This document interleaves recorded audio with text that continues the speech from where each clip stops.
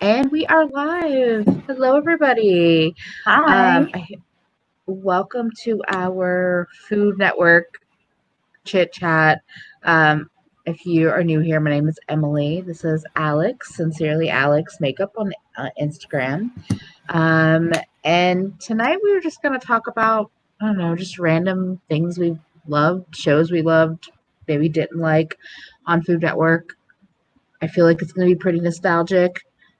Did you want to throw anything in there, Alex? Yeah, I think the nostalgia is going to play a huge part in it. I know that I definitely have some weirdly strong opinions about the Food Network. I haven't watched a lot of Food Network in a while, but it was definitely something that was a huge part of my childhood when I was still living with my mom because she's really into cooking. My family is just overall is really into cooking, but my mom Yeah. was always into the Food Network aspect of it. She would we would stay up together sometimes, her and we would just watch some of like the late night shows that would be on the Food Yeah. Network, and it was kind of like our way of bonding. And Nice. there's so many facets to different Food Network shows. There's drama and suspense but they're all framed in slightly different ways. So the Food Network is something that I wish I was familiar with what's on the air right now, but the old school stuff is always going to be close to my heart in that way. Yeah, I don't watch it as much. I want to welcome, hey, Emily and Hey. Angela and Feffy, hello, and Tree Hello. Birds. I don't really keep up with Food Network now as much, which is why I knew inherently it would be nostalgic for me because I definitely watched it when I was younger, and it was a big part of like my kind of food learning, my cooking learning, and Mm-hmm. entertainment too. And so it's like I don't know, it has this weird place in pop culture that I really love, but I was curious to hear how like other people if they have any kind of attachment to it as well because Yeah. I'm like oh, like good, like I'll go straight into like Good Eats with Alton Brown, even why am I now blanking? Even Iron Chef, both Iron Chef from Japan and America. Like I loved. Oh, and then Jasmine says, "Me and my college roommates bonded over diners, drive-ins, and dives. We watched it every night in our tiny dorm room." Absolutely, Love it.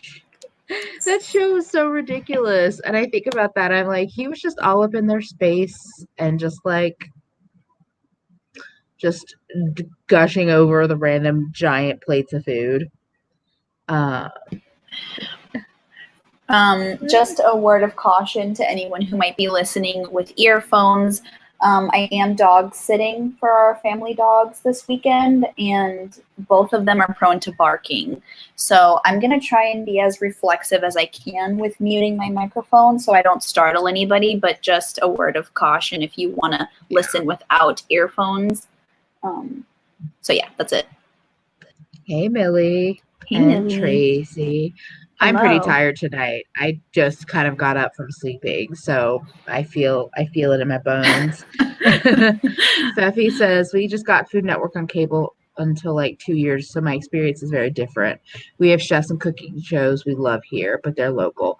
That's true. Mm-hmm. There was always like cooking shows on PBS, and I guess PBS is the other point because like that's where Julia Child's shows were. That's where a lot of like the like older school of like cooking shows started. Mm-hmm. A violent desire. I love I know. that. As I was thinking, I'm like, wait, what else did I watch? I mean, I watched a lot though. Barefoot Contessa with Ina Garten. Mm-hmm. I watched a little bit of Jada, but I wasn't as I didn't much of a fan. Oh, there's so many though.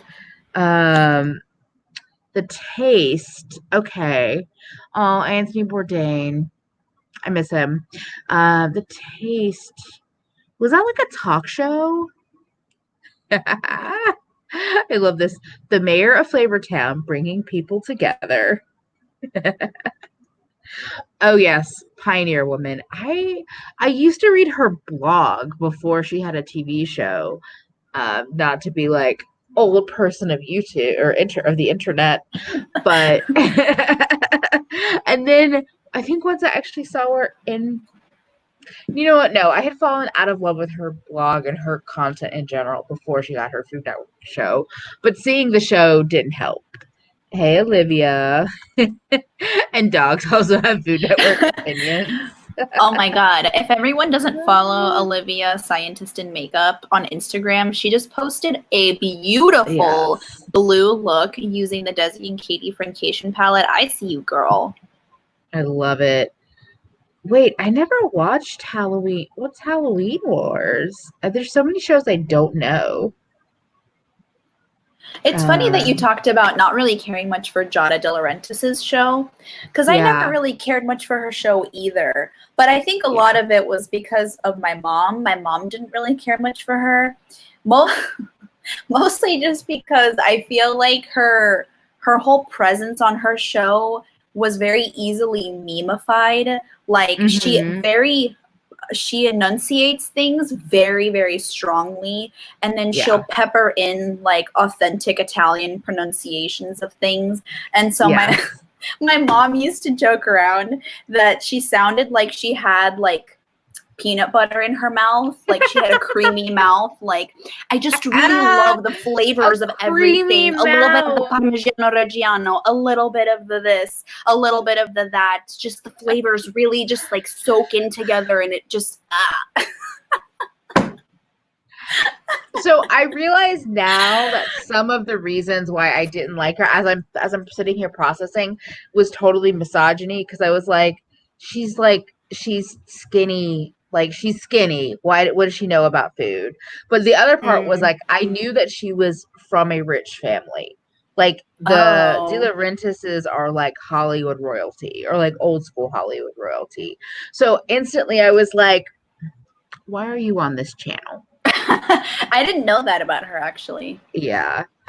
Oh, the taste of the cooking competition. I now remember this. You had to make a dish that could fit on one spoon, and the judges had to judge it from the one taste. Oh, I do miss. And Anthony Bourdain was on that one, and I was saying I missed Anthony. Oh, Halloween Wars was about carving pumpkins and making spooky treats. Ooh, okay. Okay, I'm gonna have to watch that. Yes. Oh, Cake Boss, and before Cake Boss, Ace of Cakes with Duff Goldman in Baltimore. That was like when I realized, it's so funny to me because I've spent so many years in a bakery, that this whole moment that we're having where everyone's like, is this cake? Is this cake? Like, is this cake? And because I worked in a bakery, I mean, we didn't do maybe totally realistic cakes like that, but we did do some that didn't look like cake. And I remember watching Ace of Cakes and being like, they're not even using cake to do that. Beppy, it's me, Giada. Hey, babe. I know everyone's live tonight. Like, there's so many people live, and I'm just like, I'll just have to rewatch other people's lives. It's gonna be okay. Yeah, I mean, if you have good cake inside, the fondant, I'm biased. If you have good cake inside, the fondant on the outside is like minimal.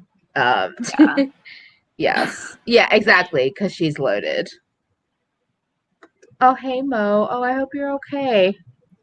Oh, please take care of yourself. Stay okay, Mo. Hey, Legal and Lipstick. Yes, exactly. The artistry is key. Yeah.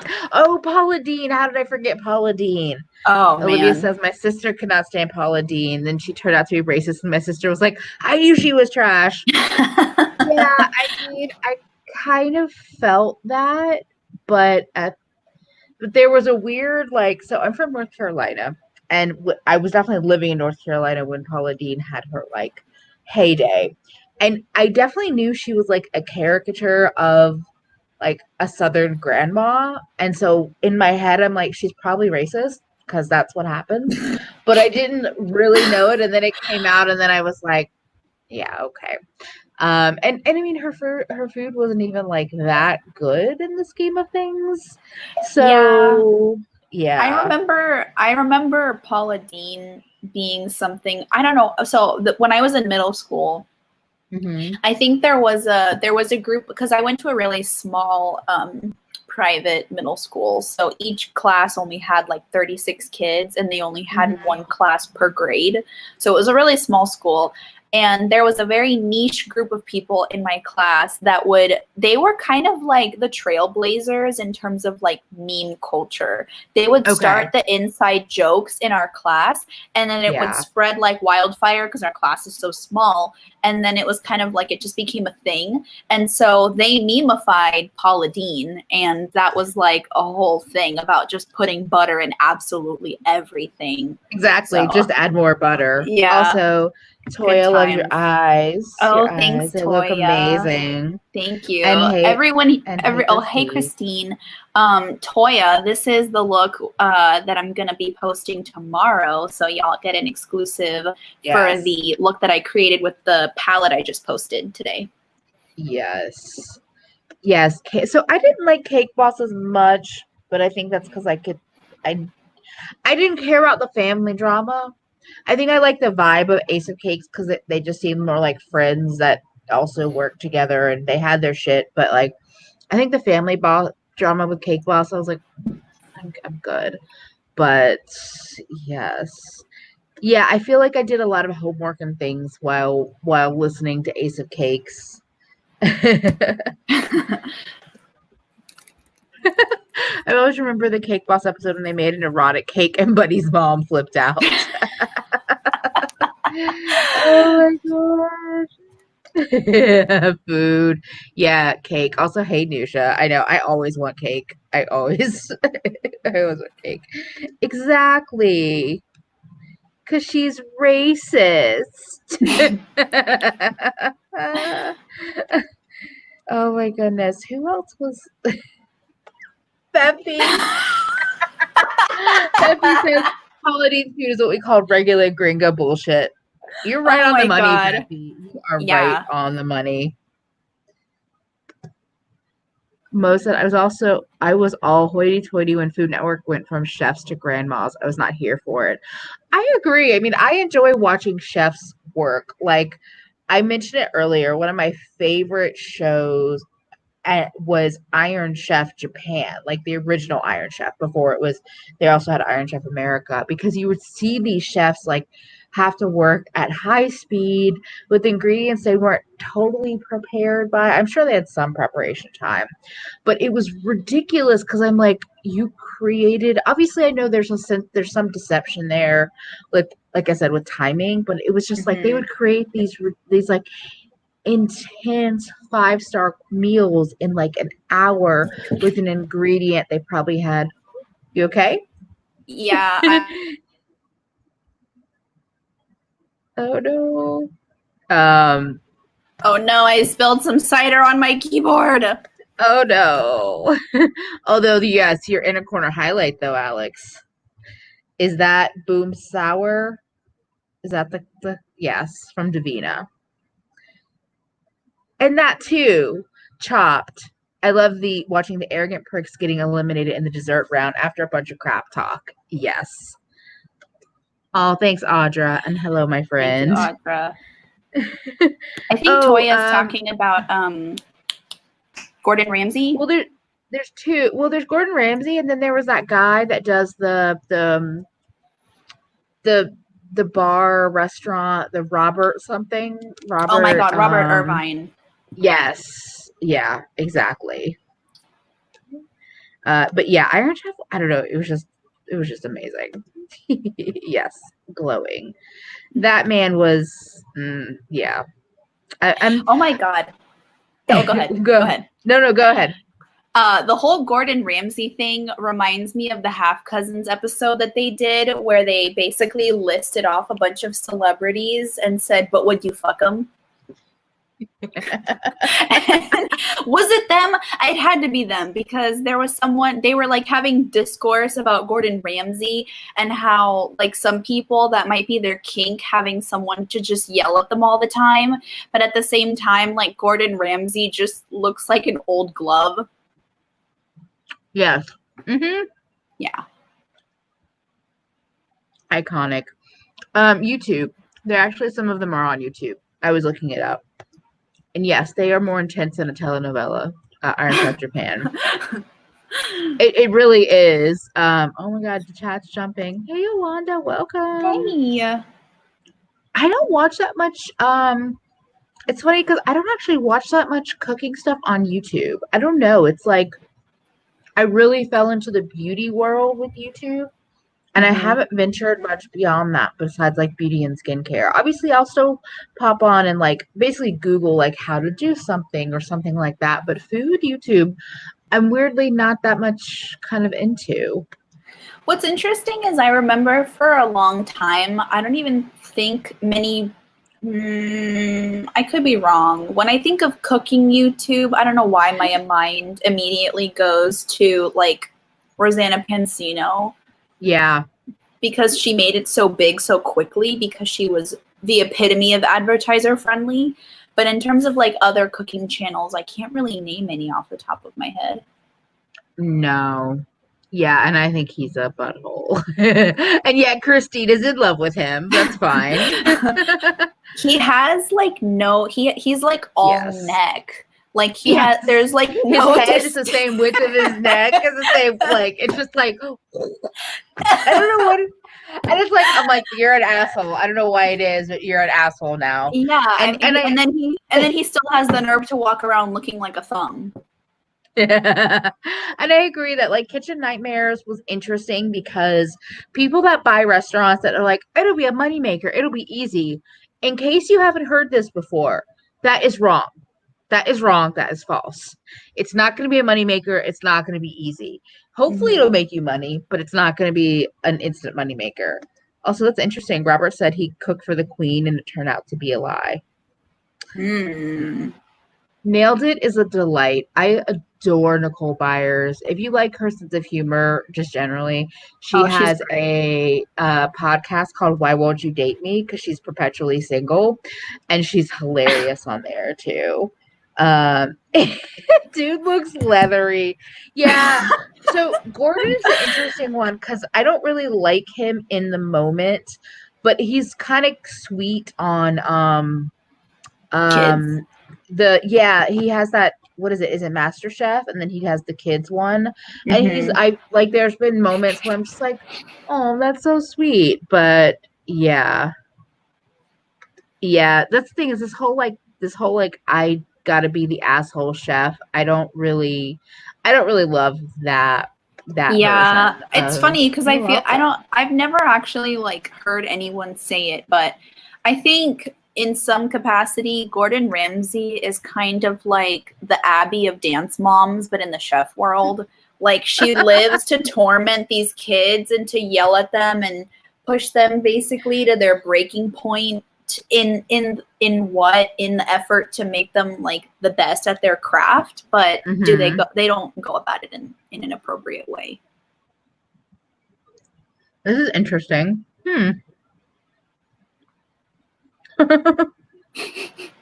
So he's basically just saying, I have all the money. Let's just go do fun food adventures. I don't blame him. Yeah.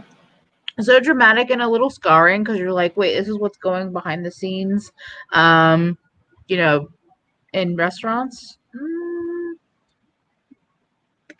Yeah, Anthony was definitely talked much more about non-European cuisines than a lot of other folks. Oh, the doggos having a moment. That's true. We do some cooking. I got to do more of that Instant Pot and Slay dinner and a look. That was fun. I enjoyed that. I had a lot of animal butt too. Uh, Man at Cake. Huh. Okay. I've never heard of him. Interesting. Wait. Oh, there's so much chat. Ah. Okay, I'm just gonna skim. Ooh, okay. I'm taking notes, y'all. Yes, Gordon on MasterChef Junior is so sweet. Like, I don't know, with kids, yeah,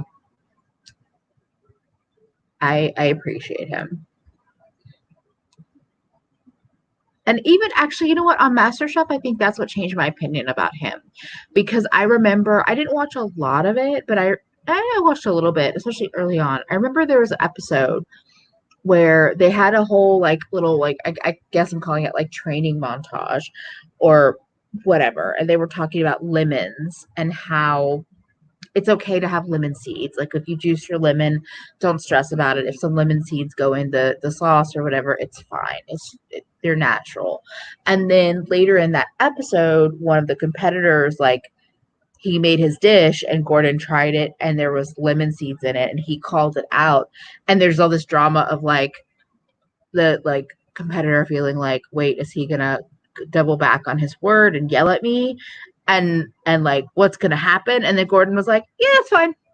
And I just thought it was so funny where I was like, oh, okay, I guess he's not totally, a terrible human being.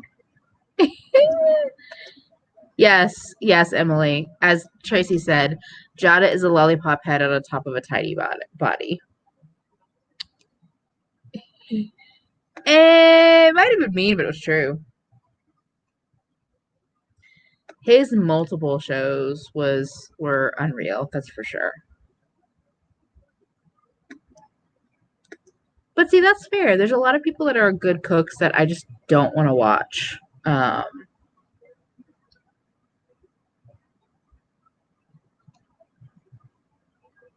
Wait. Oh, it's chat skipped again. Okay. Wait Oh my goodness. That's fine because I'm trying to figure out like where I stopped. Oh my gosh. Two Fat Ladies was amazing. Again, I think no, that was on Food Network. I thought it was on PBS, but I think it was on Food Network.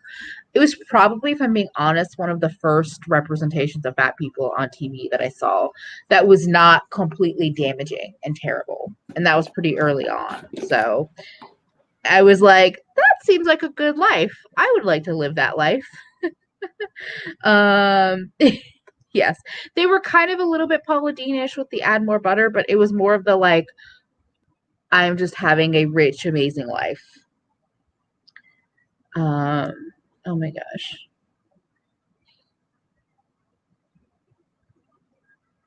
Interesting. I didn't know he had a show with his daughter.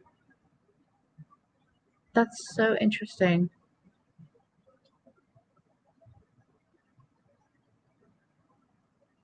That's true. That's the thing. The whole yelling in the kitchen thing. There are chefs that will yell in the kitchen because they want the power trip of it all. But generally that only happens if it's a really bad night. Usually on a good night it's pretty quiet or chill. Hi, Christine. Hate watching cooking shows. They make me hungry. Then I look at my fridge and I only have condiments. Yes, exactly. Two Fat Ladies. It was great. What other shows did I? Well, okay. I started out talking about this. So I really fell in love with Alton Brown and Good Eats. And I think for me, the science behind the cooking and baking really helped me understand. Like I wasn't sciencey in school. Um, yes, Yolanda. I've been pumping my air conditioner, so I've been cozy in it. But Alton Brown, like, I don't know what it is. So I was popping back to Good Eats, where I was talking about, I don't know, it was just like I wasn't a sciencey person in school, but I really appreciated the like reasoning behind what he was doing. And I think that's what helped me get more comfortable cooking and baking is because I'm like, okay, I understand the rules and now I know how to break them or bend them. Um, and I felt like his like weird style with like having cameras that were in the oven or in the cabinet or in the whatever for Yeah. these like moments, having these different like recurring guest like experts. I just really liked it. And I don't know. I don't know if I feel the same about Alton now. I don't even really know what he's up to, but I appreciated that was like a good introduction to cooking and all of that. So, Toya, I'm not a chef. I have worked in and around the food industry. So I worked at a bakery for 7 years, but I did operations and social media. So I have a lot of like knowledge around it, and my family does have a food business, but we're not in the same, like, I don't work with them. And so I've kind of worked in and around it. I've done recipe development for like freelance stuff, like for friends or for cookbook things. So it's like I'm adjacent to it, I would say. I'm not a chef. I'm kind of in and adjacent to the food industry for sure. Oh, interesting. They rebooted Good Eats. Okay. Oh yes, Samin Nosrat is amazing. So Salt, Fat, Acid, Heat started as a cookbook, and it's one of the most beautiful and interesting cookbooks I've ever seen because there's a lot of Mhm. illustrations and like Yeah. charts and guidance. Um, so it's less about like specific recipes. There are some recipes, but it's really, really good. And yeah, the docuseries is really good as well. I saw Um, that cookbook in a bookstore around the holidays, and it is a beautiful cookbook. It's like, yeah, it was pretty pricey, but it was one of those things where you hold the book, you can feel the quality and the work that went into putting it together. So yeah. I can't even be mad at it because I can tell that they put a lot of work into it. Hmm. Thanks, Emily. I think my first memory of the Food Network, I was talking to Emily about this when I was brainstorming the idea for us to do this stream together. Mhm. And I think that my first exposure to Food Network was Unwrapped with Mark Summers, and getting to do like behind the scenes things of things that are super popular. I remember he did an episode on like corn dogs and like the Jelly Belly Mhm. factory, and it was such a whimsical kind of show, getting to see the history and production behind a lot of like American treats Yeah. was super super cool. And him being someone who came from he hosted a kids show, right? Was that Yeah, he he the hosted host of Double Double Dare. Dare? Yeah. So being Mhm. the host of a kids show, I felt like he had the skill to host a show like that was kind of like an all age appropriate TV Yeah. show on the Food Network. I felt like that was such an interesting show. I didn't feel like I was necessarily entertained by him as the host, but I was curious to like see behind the scenes of like how these things are made. And I just want to Hmm. say I agree with you, Tracy. The theory, how to create recipes and all the things that are happening are pretty interesting. Also, a barbecue science class? That's so Ooh. cool. But yeah, like the how it's made kind of shows. I think especially because again, that taps into this whole nostalgia thing where it's like, oh, he's talking about my favorite candy bar. I want to see how it's made. Yeah. He's talking about a snack I like a corn dog or whatever, and I felt like you weren't seeing that kind of show on the air before Unwrapped. And I feel like after that, maybe you did see it, but he definitely set the like he introduced, I feel like, a new style of show onto the network. What else did Unwrapped? I feel like Unwrapped led to like in some weird way in my head, it leads together to like all these shows talking about like the best things, like best things I ever ate kind of shows, Oh, I where love it's that show. more of like talking about food and not making food. And that's an Hmm. interesting shift with like Food Network and food TV shows. Yeah, best thing I ever ate Oh, was really have a good cool. night, Mo. Oh, good night, Mo. Best thing I ever ate was one of my favorite shows, and I think it was because I have never been someone who's gotten to travel. And so a lot of times, if there was something that struck my interest that someone mentioned from a specific state or a specific restaurant, Mm-hmm. I had a running list in my old iPod Touch of a bunch of restaurants that I were love it. mentioned and specific dishes that were mentioned on Best Thing I Ever Ate. I fucking loved it. Distinctly remember the Thanksgiving episode, and Mm-hmm. Alex Gornishelli was talking about this deli on the East Coast that made one of the best turkey cranberry sandwiches that she'd ever had. And I thought that was really cool. I remember Robert Irvine one time. I forgot what the topic of the episode was. I think it might have been like the best cakes that they've ever eaten. And he mentioned a princess cake.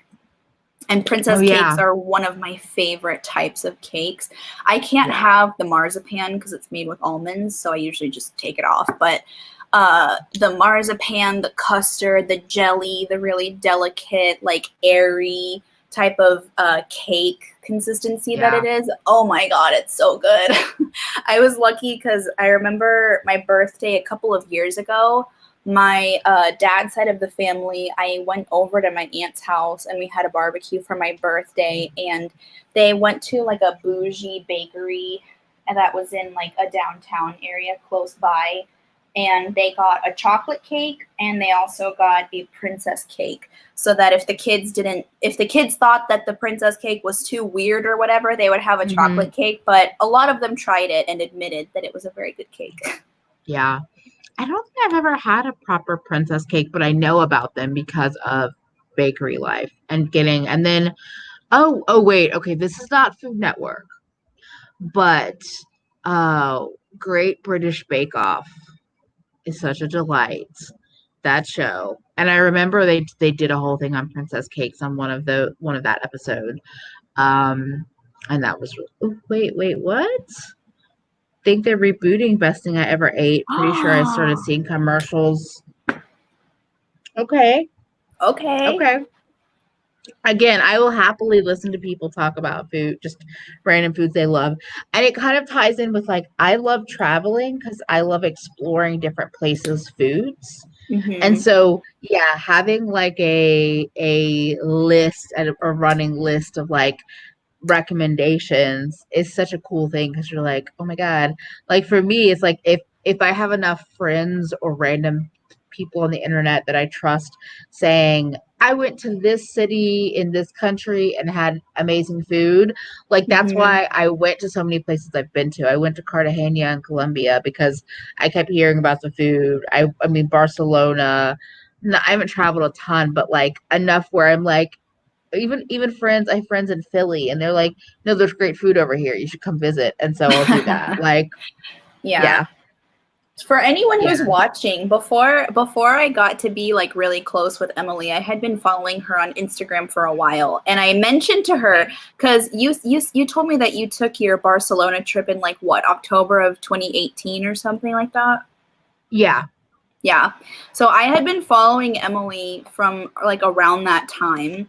And this was before we had ever done any kind of collab on Instagram, before she even followed me on Instagram, before any of our friendship really blossomed. I remember following her Instagram, and I remember she took that trip to Barcelona, and I still have screenshots of some of the things that Emily had when she was in Barcelona, particularly some gelato that she had that had like little bits of like apricot gelatin and stuff like that. And I was like, oh man, I'm going to keep these as reference in case I ever get a chance to travel to Spain, because some of what you had on that trip, I was keeping a very close eye on your stories, but you had no idea. I have a whole highlight. You should check it out. Called Barcelona, where I'm pretty sure I posted everything that I was eating and what I was seeing. So this was actually October of 2019. So it was October. It was the most recent October. The ice cream was amazing. Oh my God, I need to stop looking at this, but like yes, that picture. Yeah. I have it in my camera roll. But it's a great city for that, I would say.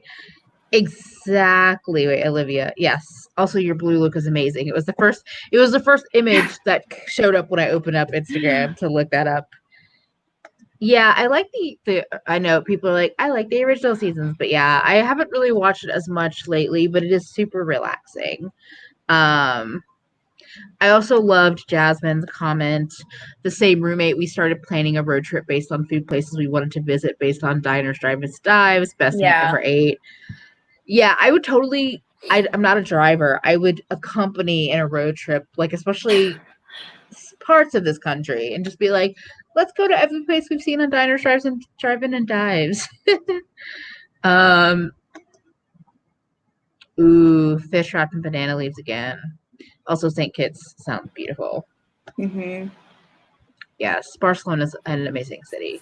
Ooh, Yeah. ice cream. I am eating watermelon. If you see, I've eaten it a little bit. It's just like cold and delicious. So, Oh, I love um, refrigerated watermelon. you are welcome.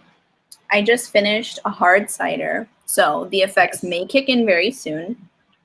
It's it's the it looks like this.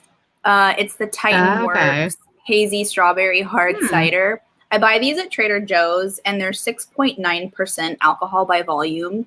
And these are very, very good. If any of you are able to get your hands on these, they do have a peach bourbon barrel version of the cider as well. And Yeah. I think that I tried that one first, but I think I like the strawberry ones better because I think they're slightly sweet, even though I Yeah. think this one technically has more sugar. Don't know how that works out. But yeah, if any of you see these in your grocery stores, I would definitely recommend trying them out. And then I have a huge tub of Trader Joe's crispy, crunchy chocolate chip cookies. These are so fucking addicting. Like, they're super tiny, so it's like there's less of them, so I can have more of them. I actually love the Trader Joe's vanilla wafers. I'm less of a crunchy chocolate chip cookie person. I'm more of a chewy or soft chocolate chip person. But their vanilla wafers, I'm a vanilla lover. They're surprisingly good. Um, Tracy, not at all an unpopular opinion.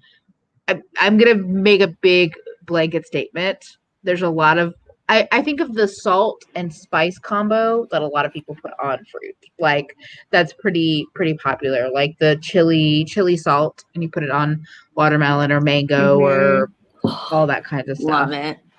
Yeah. Beppy, but does the strawberry make you hazy? Guess we'll find out.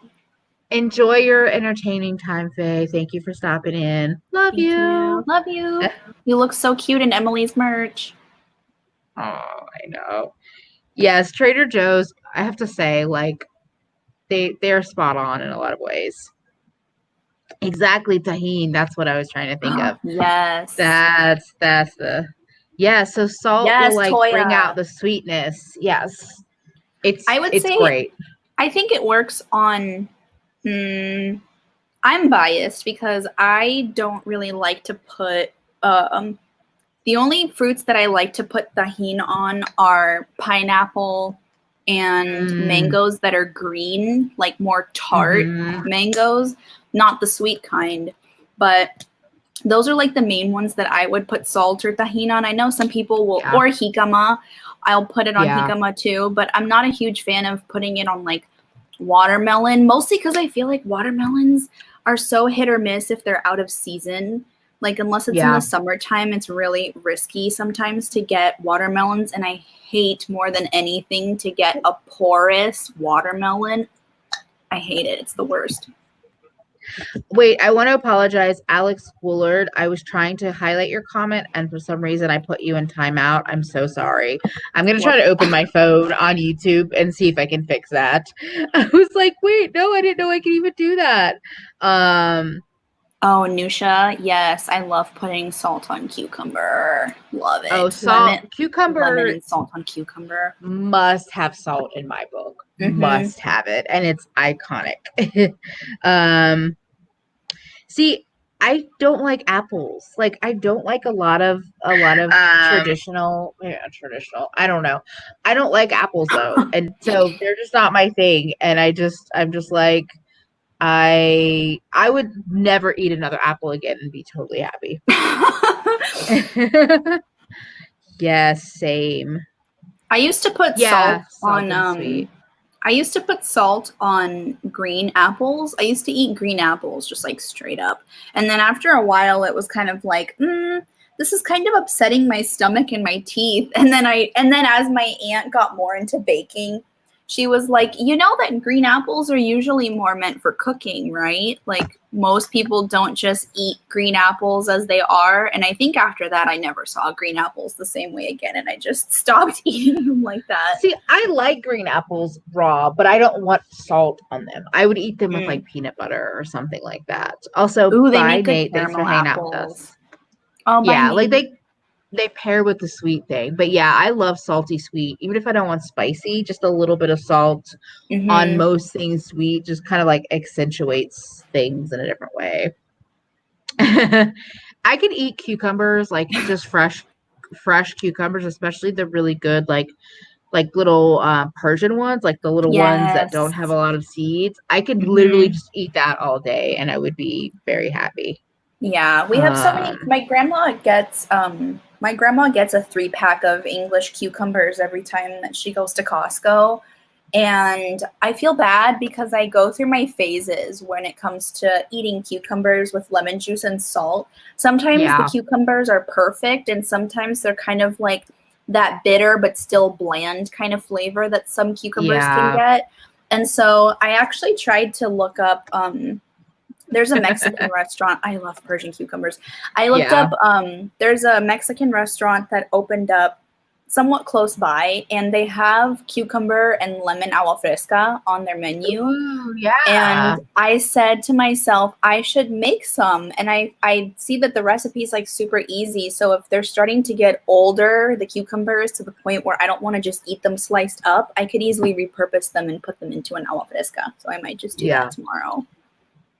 I would say if they seem bitter with the skin on, Tyrion is being Tyrion.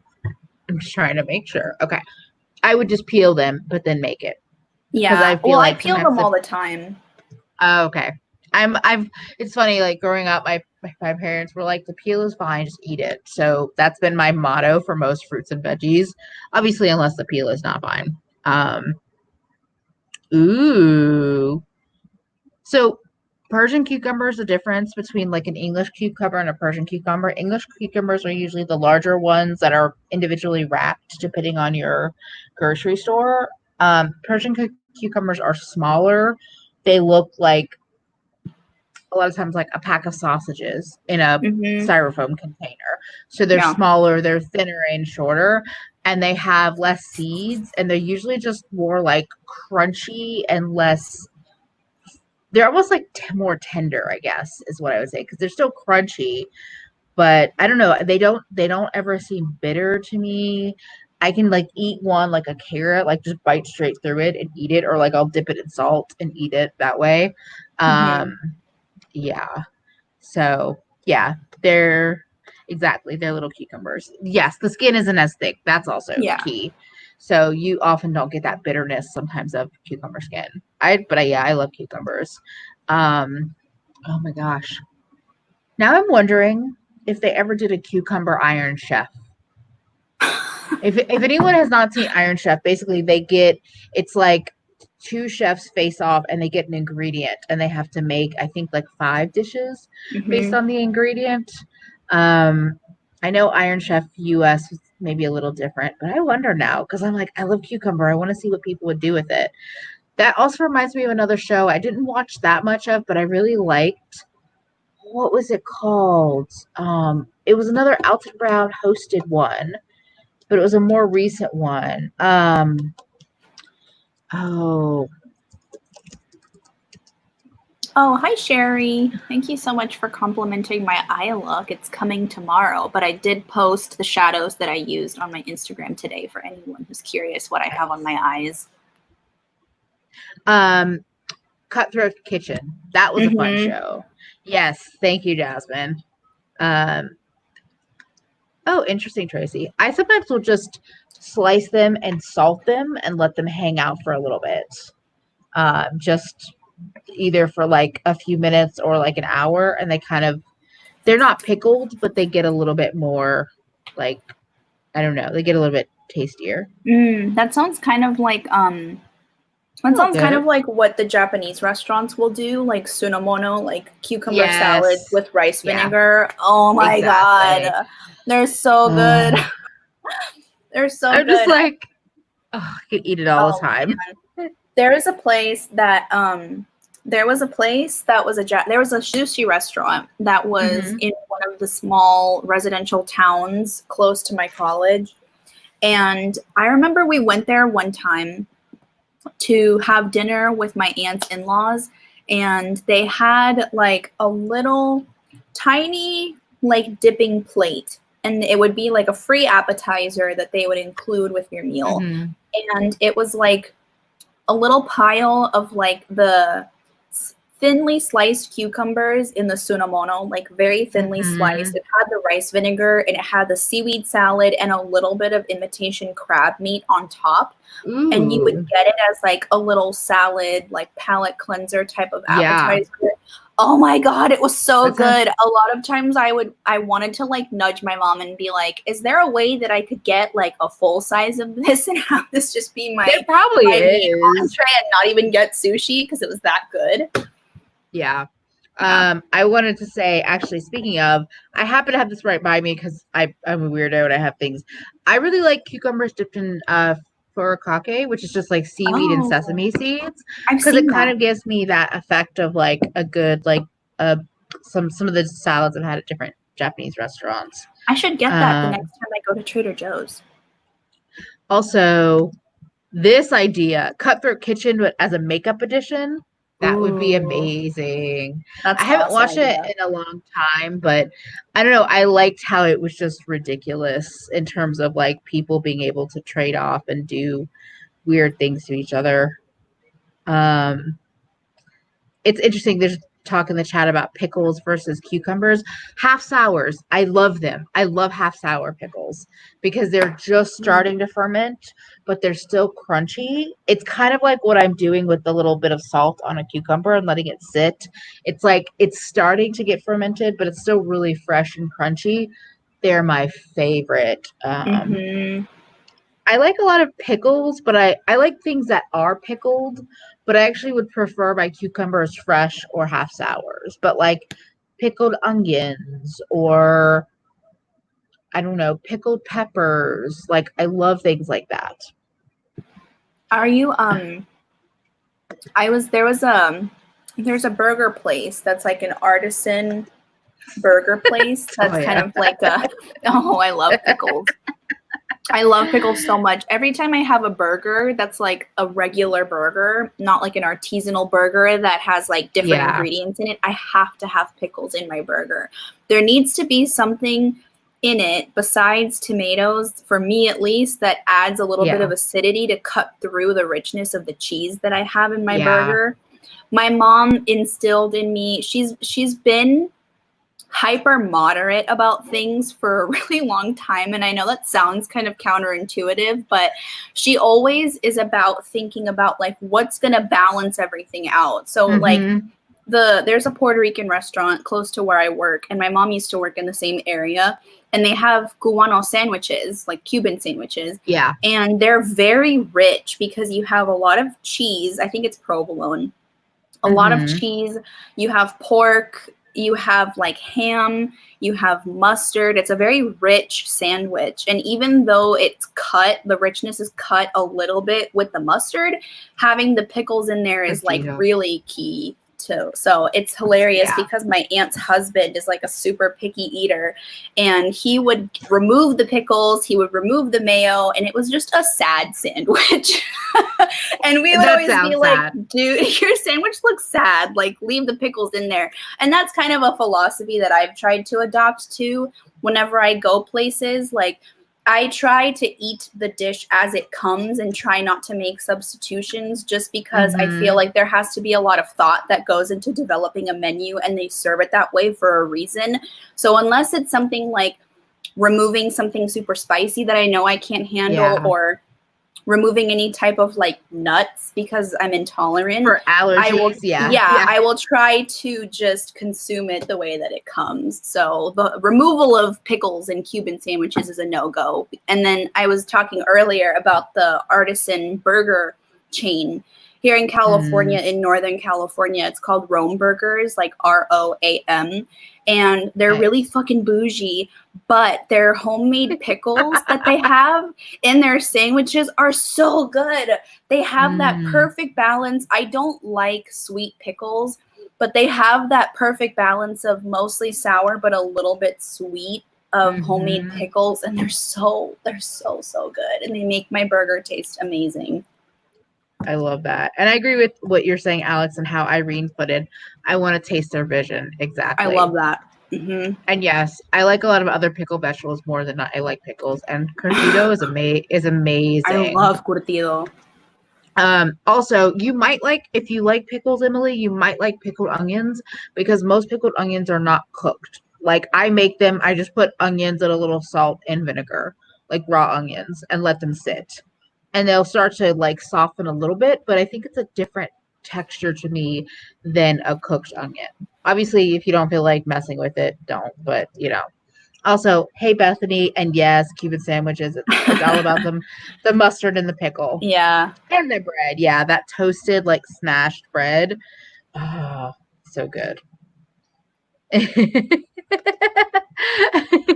Tracy, I take pickles out of shawarma sandwiches because they do not belong there. Fight me. I don't know if I've actually had pickles in a shawarma because I would usually do like hot sauce and yogurt sauce. And I feel like that adds like the tang and the spice that I want in there versus Mm. actual pickles. Um, Oh, I I love agree. this. Yes.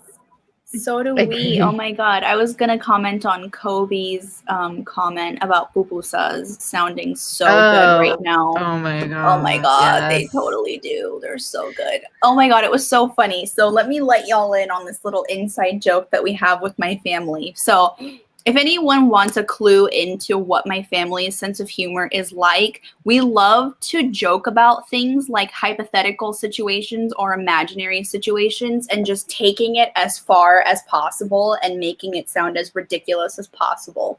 So when I was in college, my dining hall was serving pupusas for the first time that I had ever seen them Wow. serve them Yeah.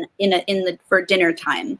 And they would mostly have like a lot of cookie cutter meals because we had like a catering service that handled all of the food preparation, and the workers in the kitchen would mostly just prepare it as it was instructed to them. So Yeah. very few times did the staff get to just improvise and provide something that was not the norm. And so they Okay. were serving pupusas one day, and I got so excited because everything else that they served was fucking whack. It was bland, no salt, didn't know what seasoning was other than pepper. It was really bad. So Yeah. I was so excited about it. And there were people in my school who were pretty sheltered. It wasn't even just white people either. They were just fairly sheltered. They didn't really know what a pupusa was. And I was like, so excited. I was chatting to the staff in Spanish, just really excited. That's I was like, oh amazing. my God, because El Salvador and Nicaragua are neighboring countries. And so Mm-hmm. my mom's family's Nicaraguan, for anyone who didn't know, and my dad's family's Mexican, but I predominantly grew up around my mom's family.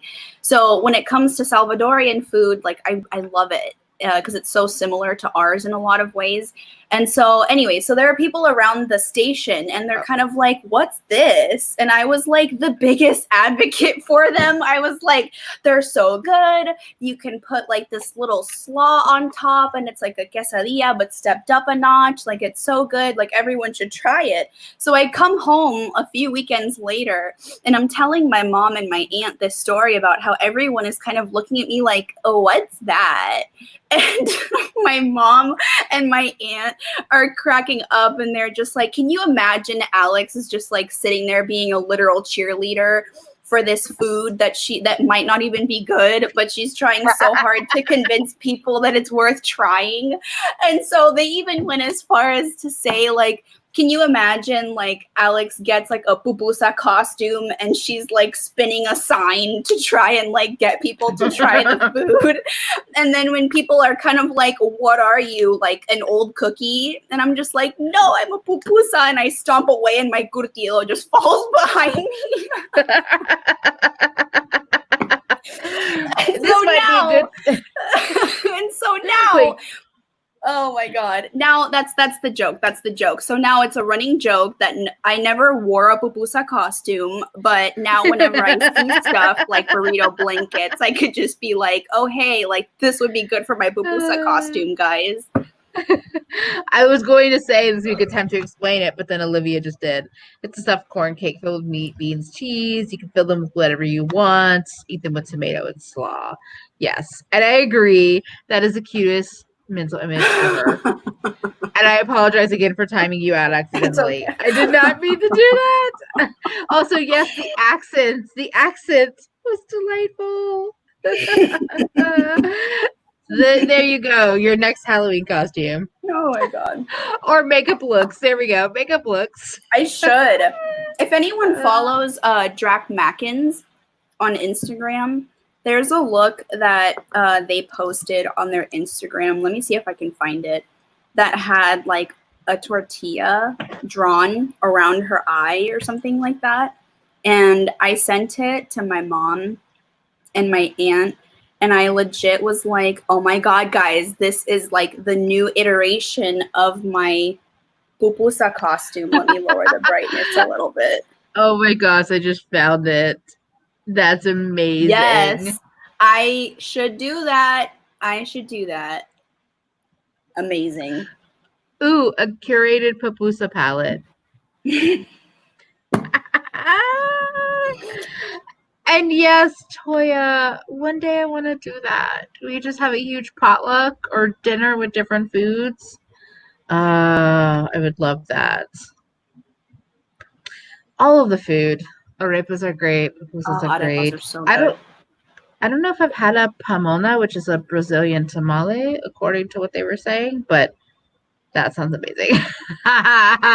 Glam Light's gonna make it. Oh my god. I feel like Glam Light's not cool enough to do a pupusa palette. I know. Leave it to Glam Light. Exactly. Oh, I was that's thinking amazing. about Emily's comment from earlier about liking raw onions but not liking them cooked. It's funny because I feel the complete opposite about it. I really don't like how pungent the taste of uncooked onions are. Like even on pizza, like I ordered a pizza today and I brought it home. I got the best Hawaiian pizza that I have had from a chain is the Maui Zowie from Round Table. It's super fucking expensive for God knows why, because Round Table is just expensive. Rude. I don't know who the hell they think they are. But it's really good. I like it a lot. I think it's because they use they call it Polynesian sauce, but it's basically just like a sweet chili sauce instead of tomato sauce. And I think that helps kind of bring the flavors together rather than standard Hawaiian does. But like onions, like little slivered onions that are put on pizza, I don't really care for them. But when it comes to having them grilled and put in like burgers, I am all for it. Like anytime I go to In-N-Out and I get a burger, I'll have them do grilled onions because they dice them up really fine and they kind of caramelize them, and it makes them more palatable for me than if I had them raw. That sounds amazing. I love this idea from Sandra Lee. Do a collab with several people. Each takes a course, like a dinner progression. Do a look based on your course. Ooh. That's really fun. I like that. That reminds me of the cake collab that you did, Em. Yes, that's what I'm like, oh, we're going to have to do that. And yes, so many cultures show love through food, including mine. I feel like everyone that I know is just like, we show love through food. It's the best.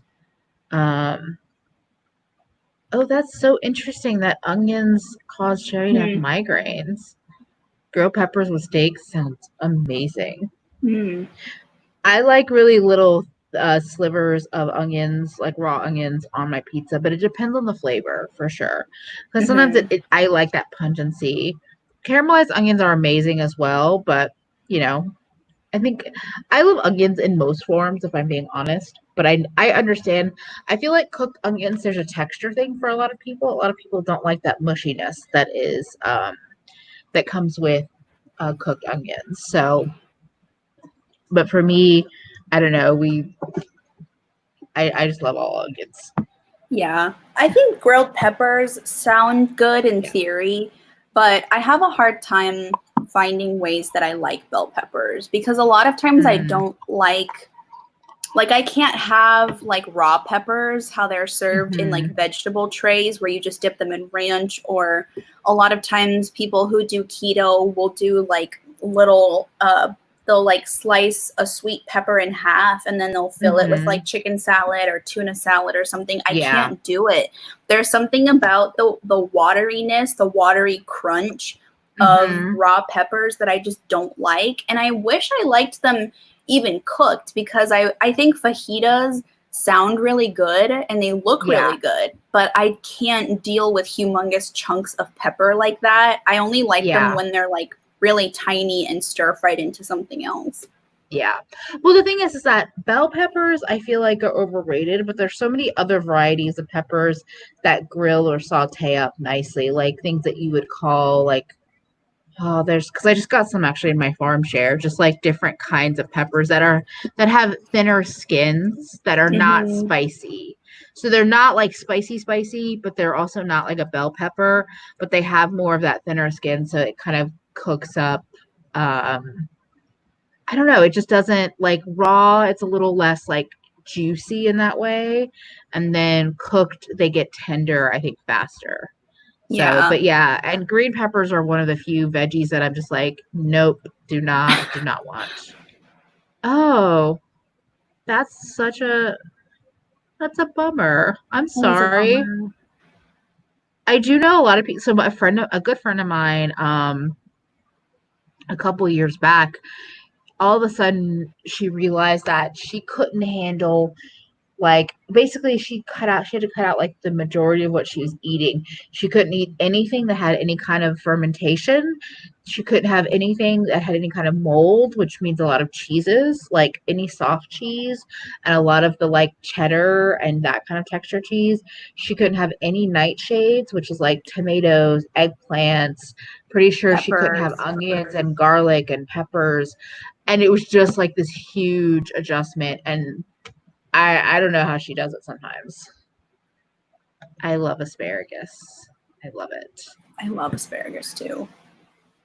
Ooh, I'm curious what everyone in the chat thinks. Okay, so I have this hierarchy in my head of common greens that are served as sides. So I'm thinking asparagus, broccoli, and green beans. What would be your hierarchy? Like, what is at the top and what is at the bottom? Because for me, it would be asparagus, broccoli, and then green beans. I fucking hate green beans. I don't really care much for them unless they're stewed into something else, preferably something that has meat in it. But asparagus, for me, I fucking love it. I don't know if it has the same nutritional value as something like broccoli, but I'm curious what the order everyone else would put them in would be. I would probably do the same. I love asparagus, and I'm pretty sure it has a good nutritional value. I mean, it's a green vegetable. It's just more expensive than like a broccoli or green beans. Broccoli, I could eat roasted broccoli almost every day of my life, and I would be pretty happy. Even just steamed broccoli. It's one of the few steamed vegetables that I'm still good with. And then green beans, I like in certain ways, but not all the time. It just depends. It just depends on how they're made. I grew up eating. We didn't ever call it by like the Arab name, but it was basically just stewed green beans with like tomatoes and onions and garlic. And I don't always love like super tender, soft vegetables, but those I do. I do really like that version, but a lot of times they're leathery or they're kind of tough. I don't know. Leathery, speaking of like Gordon Ramsay, we talked about earlier. It's true. I do think green beans get the shaft on how they're cooked from a lot of people. Yeah. Yeah, broccoli and asparagus are pretty amazing. Yeah. Asparagus, I love roasted, sauteed, just on the stove top. Even raw is pretty great. Have what, raw asparagus? Yeah. I've never had raw asparagus before. It can be like good as a salad, or like with like some lemon on top. And I love this. Green beans can be great, but if you bring that nasty soup and green bean casserole to my Thanksgiving, we're gonna get into it. Oh my god, I love. There's a restaurant that my mom and I would go to close to where we work. I love Brussels sprouts. Ooh, that's hard. Same. There was a restaurant that my mom and I used to like to go to in the North Bay that did they were predominantly a butcher shop, but they also had a restaurant. And one of the things they had on their menu was like roasted broccolini. And so it would be a little bit charred on top, and then they would add lemon juice and lemon zest on top and a little bit of sea salt. Why was that shit so good? Roasted broccoli and roasted Brussels sprouts with a little bit of lemon and lemon zest. Yeah. Fuck me up. They're so good. I also love roasted cauliflower. I know I not love everybody likes mhm. it. I feel like for me, Brussels sprouts, broccoli, cauliflower, and asparagus all are pretty high on my, like, they all kind of live in the same. For me, though, asparagus, because it's it's just more expensive here for some reason. And so Mhm. it feels more like luxurious. It's like at the top of my list because I don't eat it all the time. Whereas broccoli, cauliflower, I pretty much will have that pretty often. Brussels sprouts, I love as well. Yeah. Exactly. Roasting, high heat with like enough salt and some acid at the end. Yeah. Someone in the chat earlier asked about a good roasted chickpea recipe. For Oh, anyone who's yeah. on the Discord, I can put in a picture of for anyone who was in the live stream that we did for my birthday. I was talking about how excited I was to do an air fryer recipe because at the beginning of quarantine, I was all about using my aunt's air fryer. And there was a recipe for roasted chickpeas in there, and they had like a base recipe, and then they had recipes for different like flavorings and stuff that you could add into it. So I'll be sure to add that in the food portion of the Discord for anyone who wants that. And I can find like a basic oven roasted because I've made them in the oven before for sure. Mm-hmm. They're really good. There was a Peruvian restaurant that we used to go to as when I was younger in San Francisco, and the owner had multiple sister restaurants. And the main one that we used to go to, they would have roasted chickpeas in mini mason jars as an appetizer, and they would have a little bit of like parsley and lemon juice and a little bit of salt. And again, it was one of those things where it's like a free thing, just like the salad at the Japanese restaurant. It was the same concept of something that was so delicious that I'm kind of like, can I get a whole bowl full of these chickpeas? Because they were so crunchy and so delicious. Yeah. Yes, you're getting a lot of love for the chickpea recipe. Yeah. That's hilarious. Olivia says my sister would snack on raw cauliflower as a kid. My mom would have to hide it from her.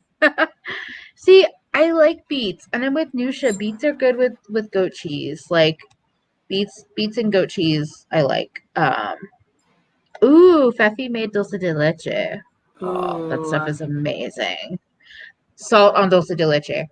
That's the only way to eat it, in my opinion. That's amazing, Gray. I love Brussels sprouts and lima beans. I was a weird kid. So growing up, like for a very long time, my mom would just only like steam vegetables. So I didn't love a lot of vegetables. I mean, I would eat them, but I didn't love them. And now I realize, I'm like, no, I mean, I realized this years ago.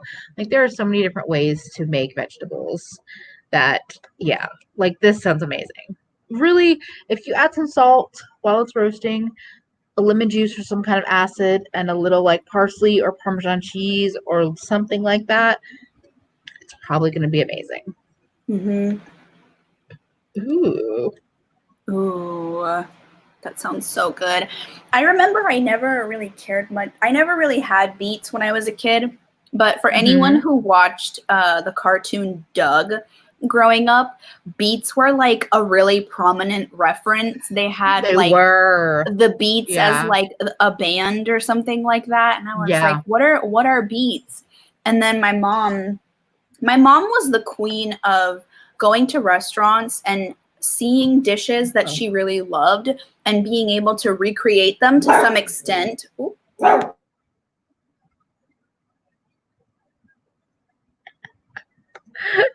We are scarring Toya being like, beets are good.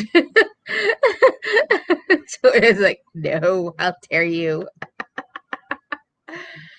Anyways, what I was saying was my mom was the master of going to restaurants because she used to work in the city, and she Mm-hmm. would go out to restaurants after work, happy hours, things like that. She was always really into food, and I think that's one of the big like bonding things that we shared.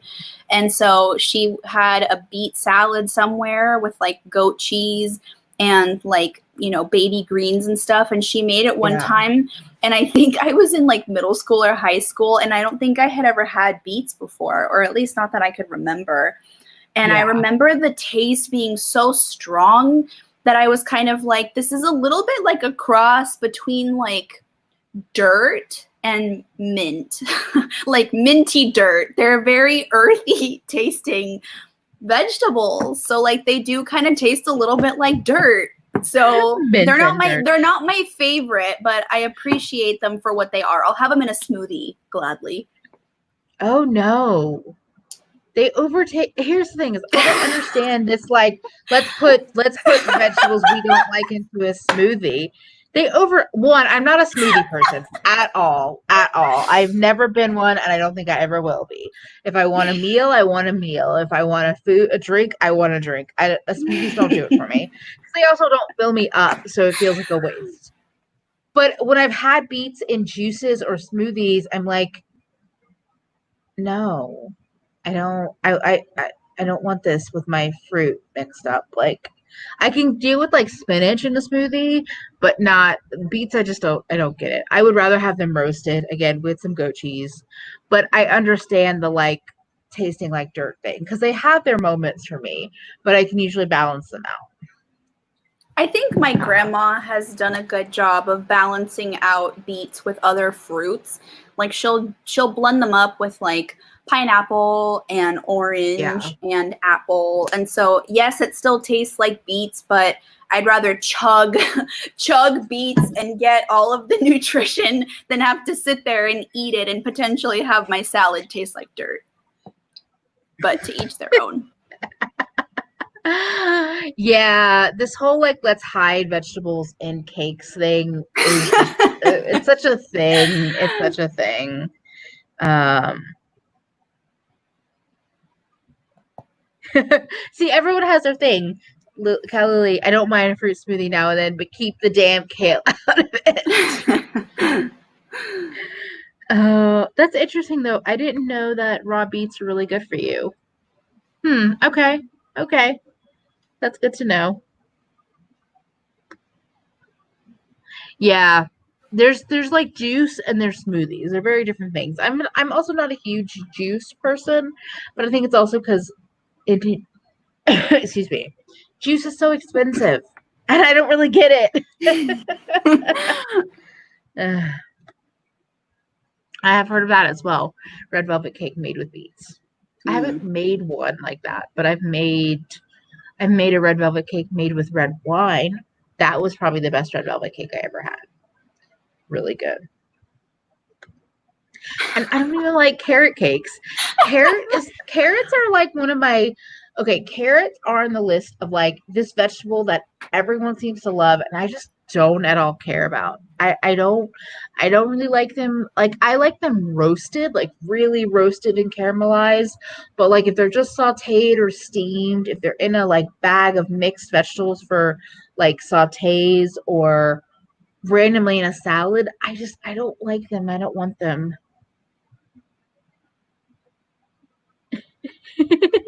Dwight Schrute has taken over the chat.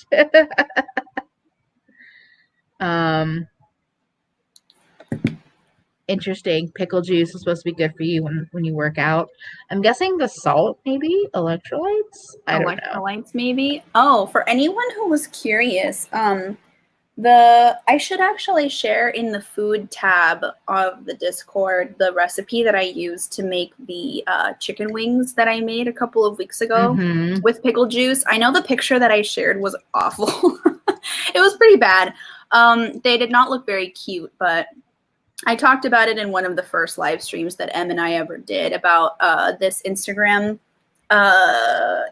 page that I saw do a recipe for Super Bowl this year where they took chicken tenders and they left them in the fridge overnight soaking in pickle juice. and it helped to marinate them, make them nice and juicy. And then you coat them in a mixture of everything but the bagel seasoning, crushed lime tortilla chips, and panko breadcrumbs.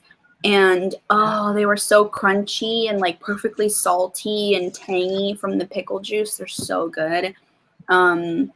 Yeah, I was a little miffed because my grandpa is a chip fiend. You cannot have chips in the pantry and depend on him to not eat them. He will open up every bag of chips that we have in the pantry. And so he happened to open up my bag of chips to eat them with salsa. I think they were actually, no, they were already opened. I usually get the bag of the Lime Siete Foods chips that are technically grain-free. I think they're made with cassava flour. But the ones I bought were from Safeway, and they were like Tostitos lime tortilla chips. And I just opened them up to see what they would taste like because they were going to go all over my chicken wings. And he just took them, ran with it, and ate like half the bag with like salsa or nacho cheese. And I was so angry because in my head, when I made them for Super Bowl, I used up a whole bag of the Siete Foods version.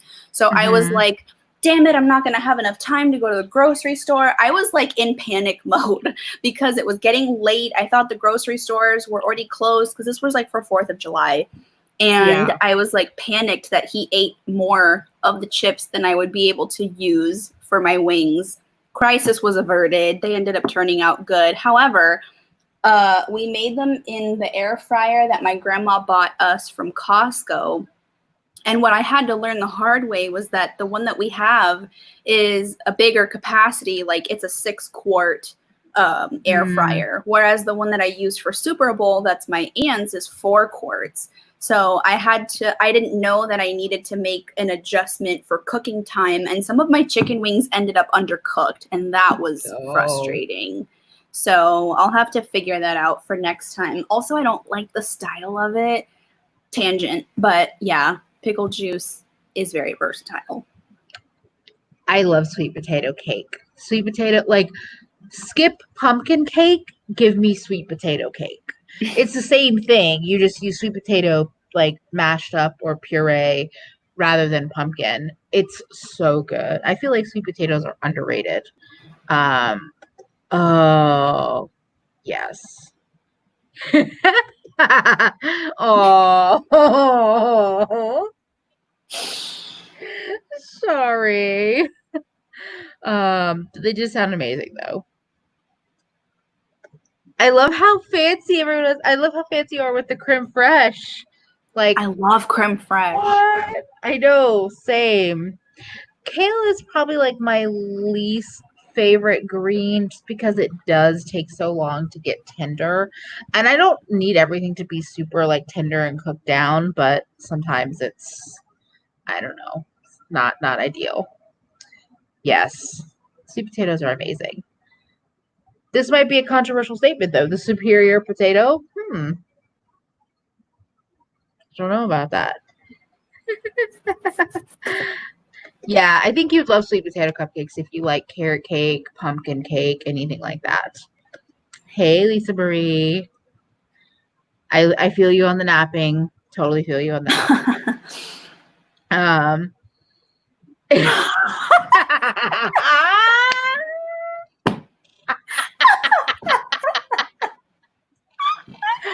That scene was the stuff of nightmares for me. I don't know. It was just like nightmare. Same. Also, Sherry, same. Plus, I like most things that are cake. I would agree with that. Ooh, fried kale salad? Okay.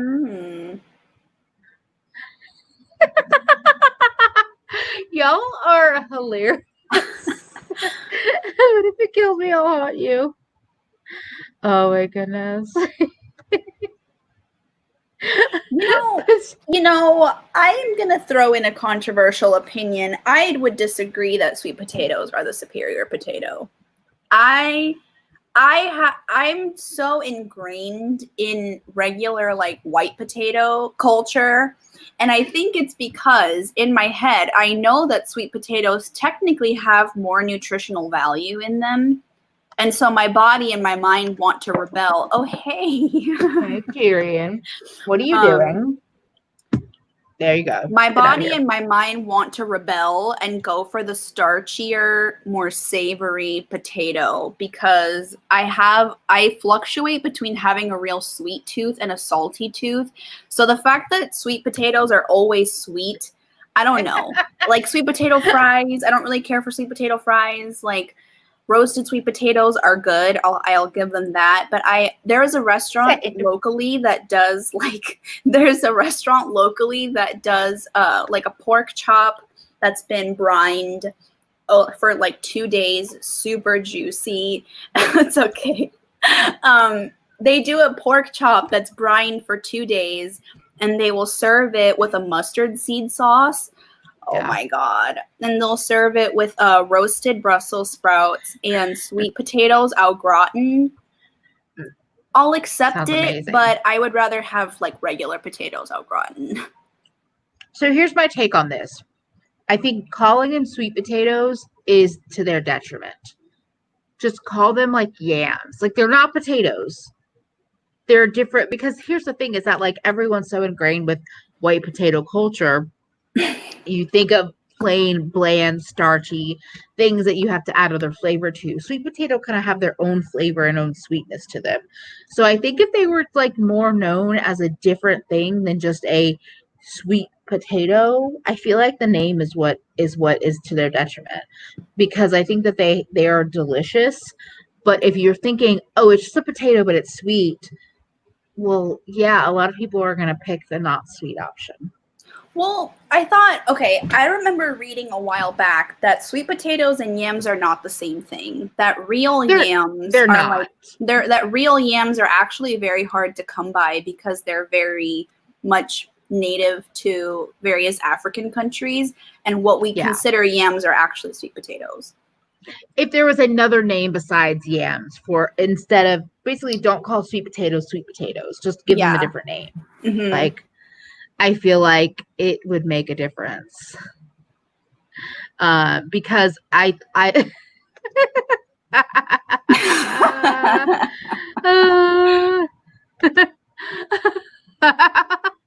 okay, I posted a link earlier in the chat. I'll post it in the Discord.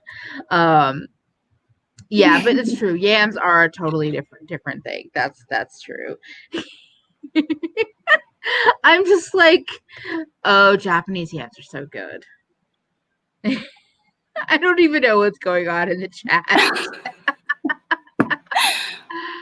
Oh my goodness. Oh. Ooh, purple potatoes are really good. Technically, Tracy, Yes. a couple of months back, those were so good. Oh, that sounds amazing. I will say, one of the ways that I really love sweet potatoes are in Peruvian ceviche. Like having them cold in ceviche as something to not cleanse your palate, but like Peruvian ceviche tends to be very spicy. So they have the little slice of sweet potato on the side to kind of calm your mouth down with a little bit of sweetness. I love it that way. So for everyone who's worried in the chat about me not liking sweet potatoes and going over to the dark side, I do like sweet potatoes, but not in as many contexts. So is it raw in the ceviche? It's not. It's just chilled once they cook it. Oh, okay. That's so interesting. Yeah, I mean, even just having a different name, I don't know. I mean, it's just a thing. I like them, but I don't know if I like them more than regular. But that's the thing is I think of them as different things. White potatoes and sweet potatoes. Oh my God.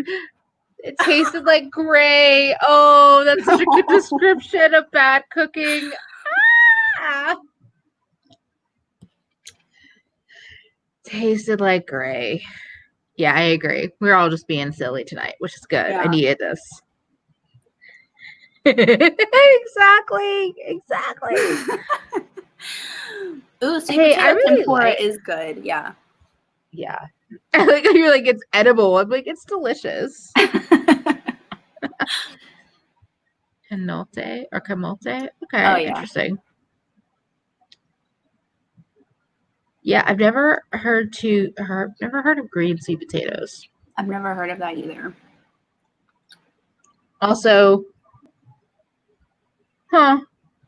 I don't know how I feel about that. I'm not saying you're wrong, but my brain just went like, we're struggling with that.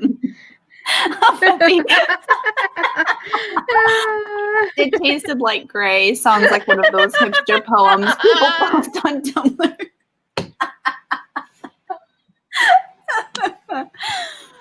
Yeah.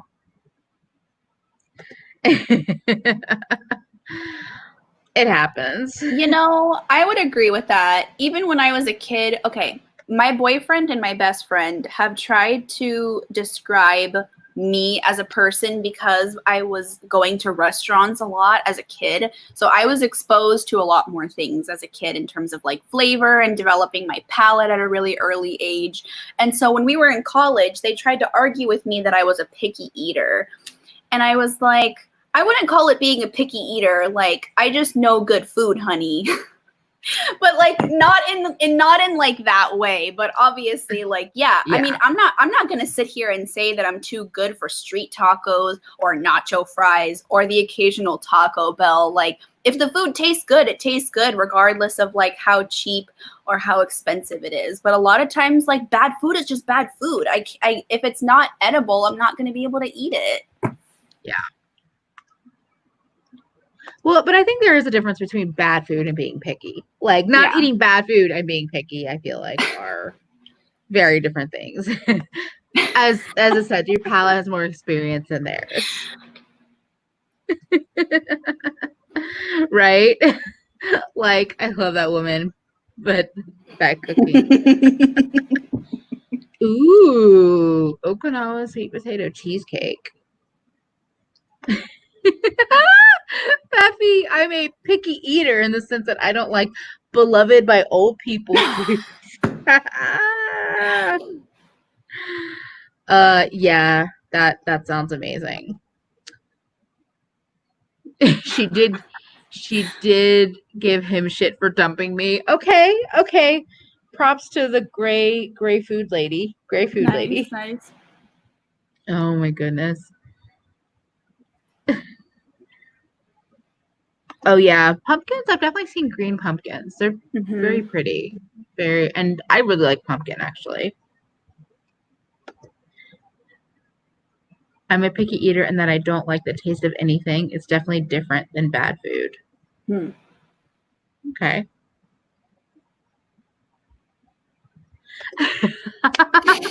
Patty LaBelle sweet potato pie. I never tried that. But I remember when it was this like viral sensation. Did you ever hear about that when that was happening? No. I think it was like 2 years ago. It like she has a line. She might still have it. And I think it was like so it's a frozen pie and everyone was freaking out about how amazing it is. Oh, Feffy, you remind me of one of my closest friends is allergic to coconut. And it always throws me for a loop because I have to remember that. Like not that I cook with coconut a lot, but I don't know. I definitely have to remind myself constantly. Um, coconut's like hit or miss for me. Pumpkin oatmeal is so good. Yes. Why do we only eat pumpkin pie and roast pumpkin seeds? I don't know. I mean, I cook with pumpkin a lot. I'll roast it like I roast just like vegetables and eat it like more savory.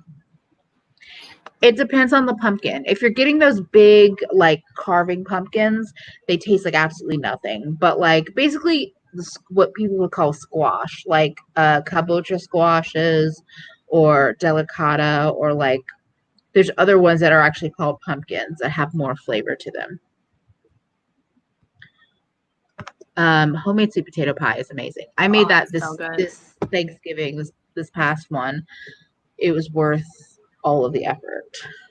I'm really glad that my grandma started buying pumpkin seeds. She mostly started buying them to include in her she'll have like yogurt and fruit in the morning. So she'll cut up like strawberries, blueberries, raspberries, and then we buy coconut and oat yogurt, and then she'll add roasted pumpkin seeds and goji berries on top. So that's kind of like her fruit and all that stuff. And I'm happy that I'm not allergic to seeds because it's difficult not being able to have nuts and not being able to get that crunch from somewhere. So I'm grateful that I'm able to have things like pumpkin seeds, sesame butter, you know, things like that to kind of help make up for it. When Starbucks had this past fall, if anyone had it, they had like a cheese, like a pumpkin cream cheese bread. I don't know if anyone had it. Oh yeah, they do that. I think they do that every. I've had it before. I didn't have it this last year, but I've definitely had it before. Yeah, they have regular pumpkin bread. They have regular pumpkin bread that they serve all the time, I guess. But and that has like a little crust of pumpkin seeds and maybe brown sugar. I don't know. But the one from this past fall that was like pumpkin cream cheese bread with the little pepita crust on the outside with a little bit of that like moisture from the cream cheese. Oh my God, fuck me up. I wanted to have it every day. Pumpkin cream cheese is pretty good, I have to say. Oh yeah, but like from Noah's Bagels, I know Noah's Bagels is kind of trash otherwise, but their pumpkin cream cheese that they come out with, Noah's Bagels is like I don't know if it's like a West Coast thing, but it's supposed to be like New York style bagels, and it's a chain, and it's like a bakery. You can get the bagels by the dozen or whatever, but they also have like breakfast sandwiches and coffee and stuff. Yeah. And they come out with pumpkin cream cheese that I tried for the first time when I was in college. And I worked in the admissions office, and they would give us breakfast from Noah's Bagels on days that we had like open house events.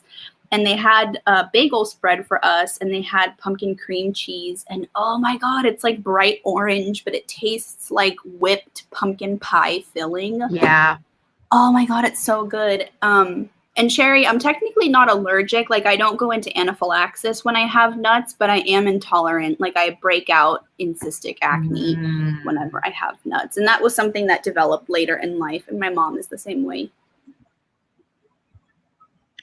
And if you're ever like, but I want pumpkin cream cheese now, there's a million recipes online. Most of them are pretty straightforward. Most of the time it's like pumpkin pie from a can or pumpkin puree and like sugar and spices and cream cheese. So in case you ever wanted to make it and it's not pumpkin season at your bagel shop, because I know their places are weird about that.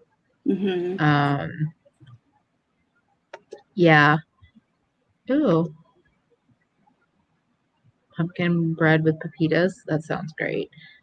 Yeah. Pepitas are so good. Like pumpkin seeds. I like pumpkin seeds. I like sunflower seeds, sesame seeds for sure. I love sesame seeds. Oh, that's such a sensitivity. Sherry said my kid has a peanut allergy, and even processed in a facility is a problem. That's scary. Yes, exactly. Hey, I was eating that. That's what I was talking about with my friend earlier, where she developed basically allergies to, like I said, tomatoes, eggplants, peppers, garlic, couldn't like stop being able to eat most cheeses and most things pickled or fermented. And some of it was allergies and some of it was other reactions, but it was just like, what is going on? I was eating all these things. I don't know if I eat that many raw pumpkin seeds. I usually toast them up a little bit, but yeah, they're good. What else? Is there any other shows we haven't talked about or? I wanted to piggyback off of what Calloway just said about allergies developing later on in life. That happened to me with a couple of things. Like, I developed a sensitivity to nuts. I developed a sensitivity to, like, dairy. Like, when I was a kid, I was able to have it just fine. But now it's one of those things that, like, again, I feel like if I have too much of it, it breaks me out. And then obviously, Yeah. like, stomach aches and stuff like that. And then my senior year of college, I developed a sensitivity to gluten, I figured out. And that was annoying as hell. It was like my senior year of college, and I was getting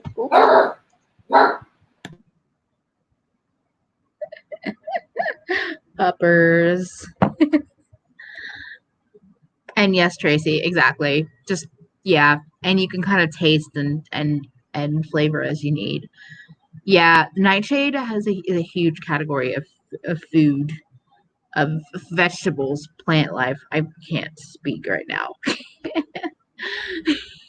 Yes, I this.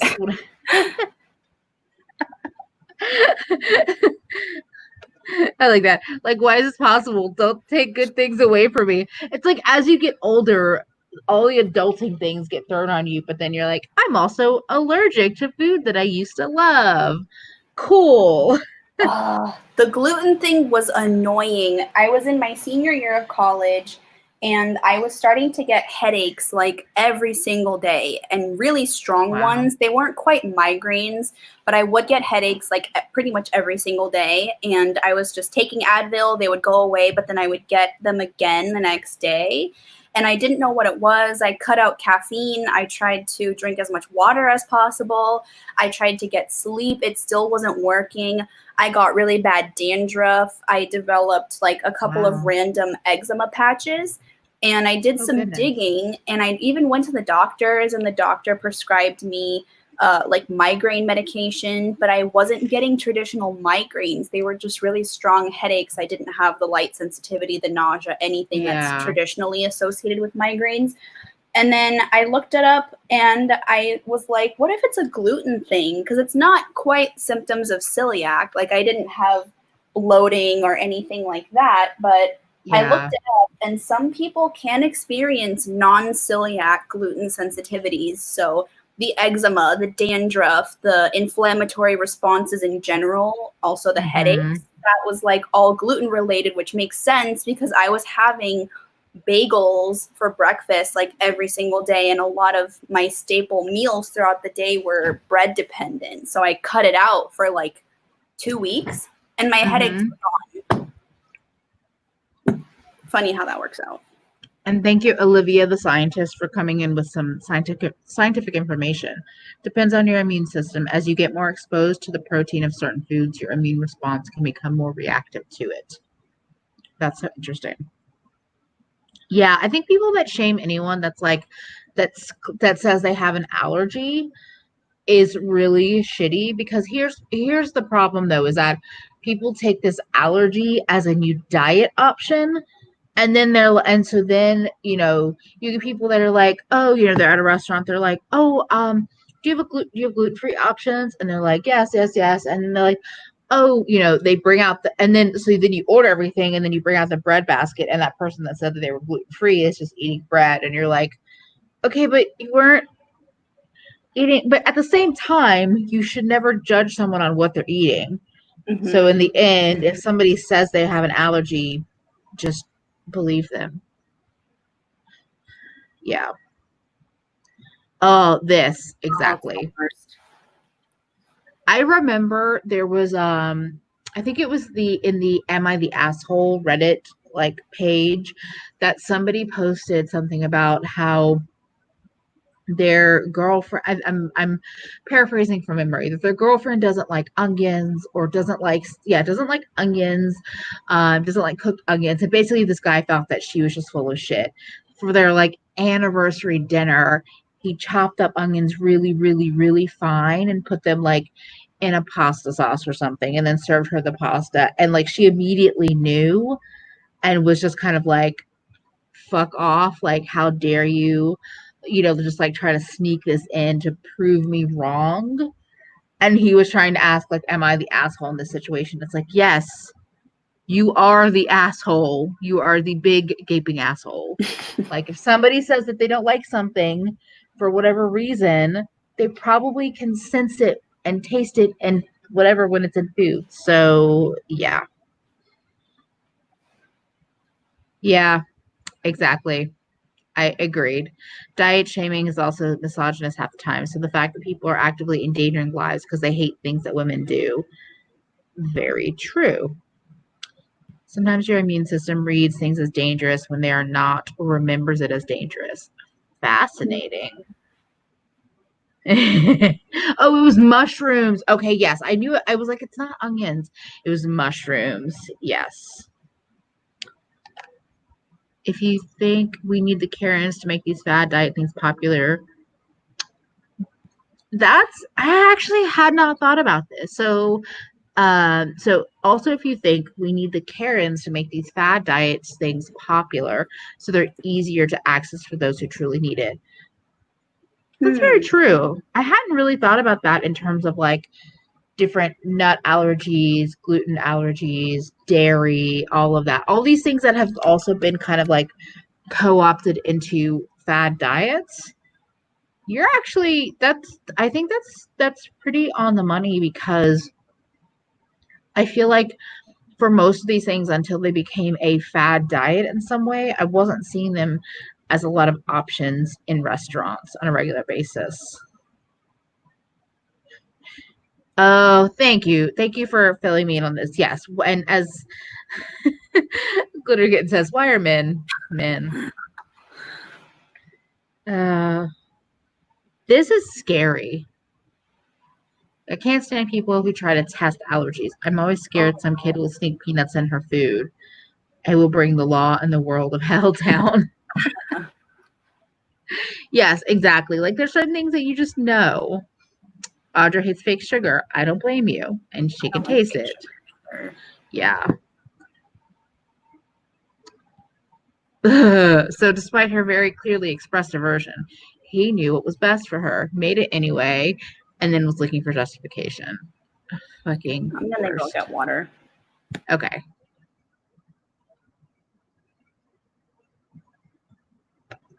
Yeah, agreed. More people are doing it, more people are half-assing it. The fact that I can get so I have a lactose intolerance, especially when it comes to milk and like cream and let's say ice cream. My body's pretty good with I don't eat enough cheese or yogurt where I really have any issues. So honestly, once I found oat milk and started having that available literally at the Target that's in my neighborhood, that's like closer to me than my grocery store, it changed things. It definitely changed things. And I don't even have the most serious of allergy or concern, but it definitely changed things. What the fuck is wrong with people?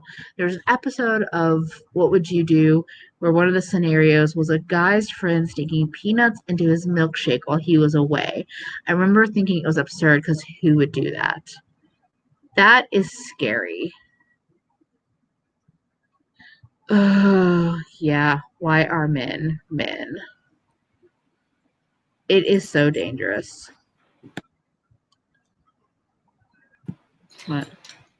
It's difficult because, like, I love this statement for like the year plus that I remember the first time I heard it. I was like, yeah, not wrong.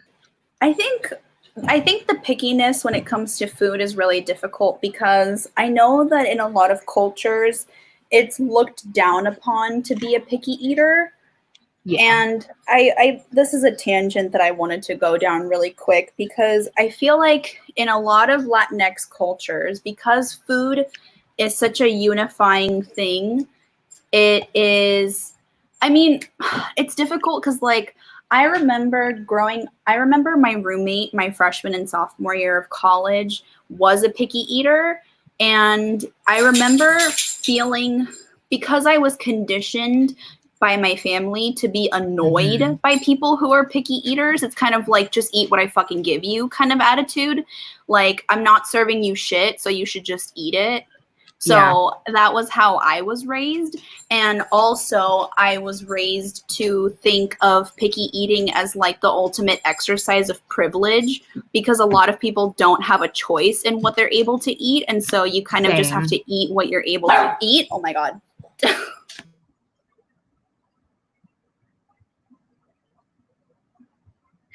I want to say, so there's a couple people in the chat talking about oat milk. I don't like soy milk, but the only oat milk that I like is Oatly brand, and I know that makes me specific and probably a little bougie. I live by myself. I really only use the Oatly for my coffee. So, and it lasts for me. It doesn't go bad quickly for me. But I've only tried a couple of uh soy milks and almond milks, and I didn't enjoy either, like any of them in terms of texture and flavor. So for me, I like it in my coffee and cereal if I want it, but otherwise I don't use it else like otherwise. But anyway, going back to the picky conversation. Um, Yeah, because my family was the same way. There was like being picky just showed that like you were ungrateful, that other people have it worse than you. And then you were saying what, that your college roommate oh yeah. something. Yeah, my college roommate was really picky, and I think because I was still so young, I was very annoyed by her being picky. Yeah, And I think I don't know, like BuzzFeed was one of the like really popular entertainment sources for me when I was in college. That was kind of when they were really skyrocketing to popularity and taking quizzes and really arbitrary things all of the time.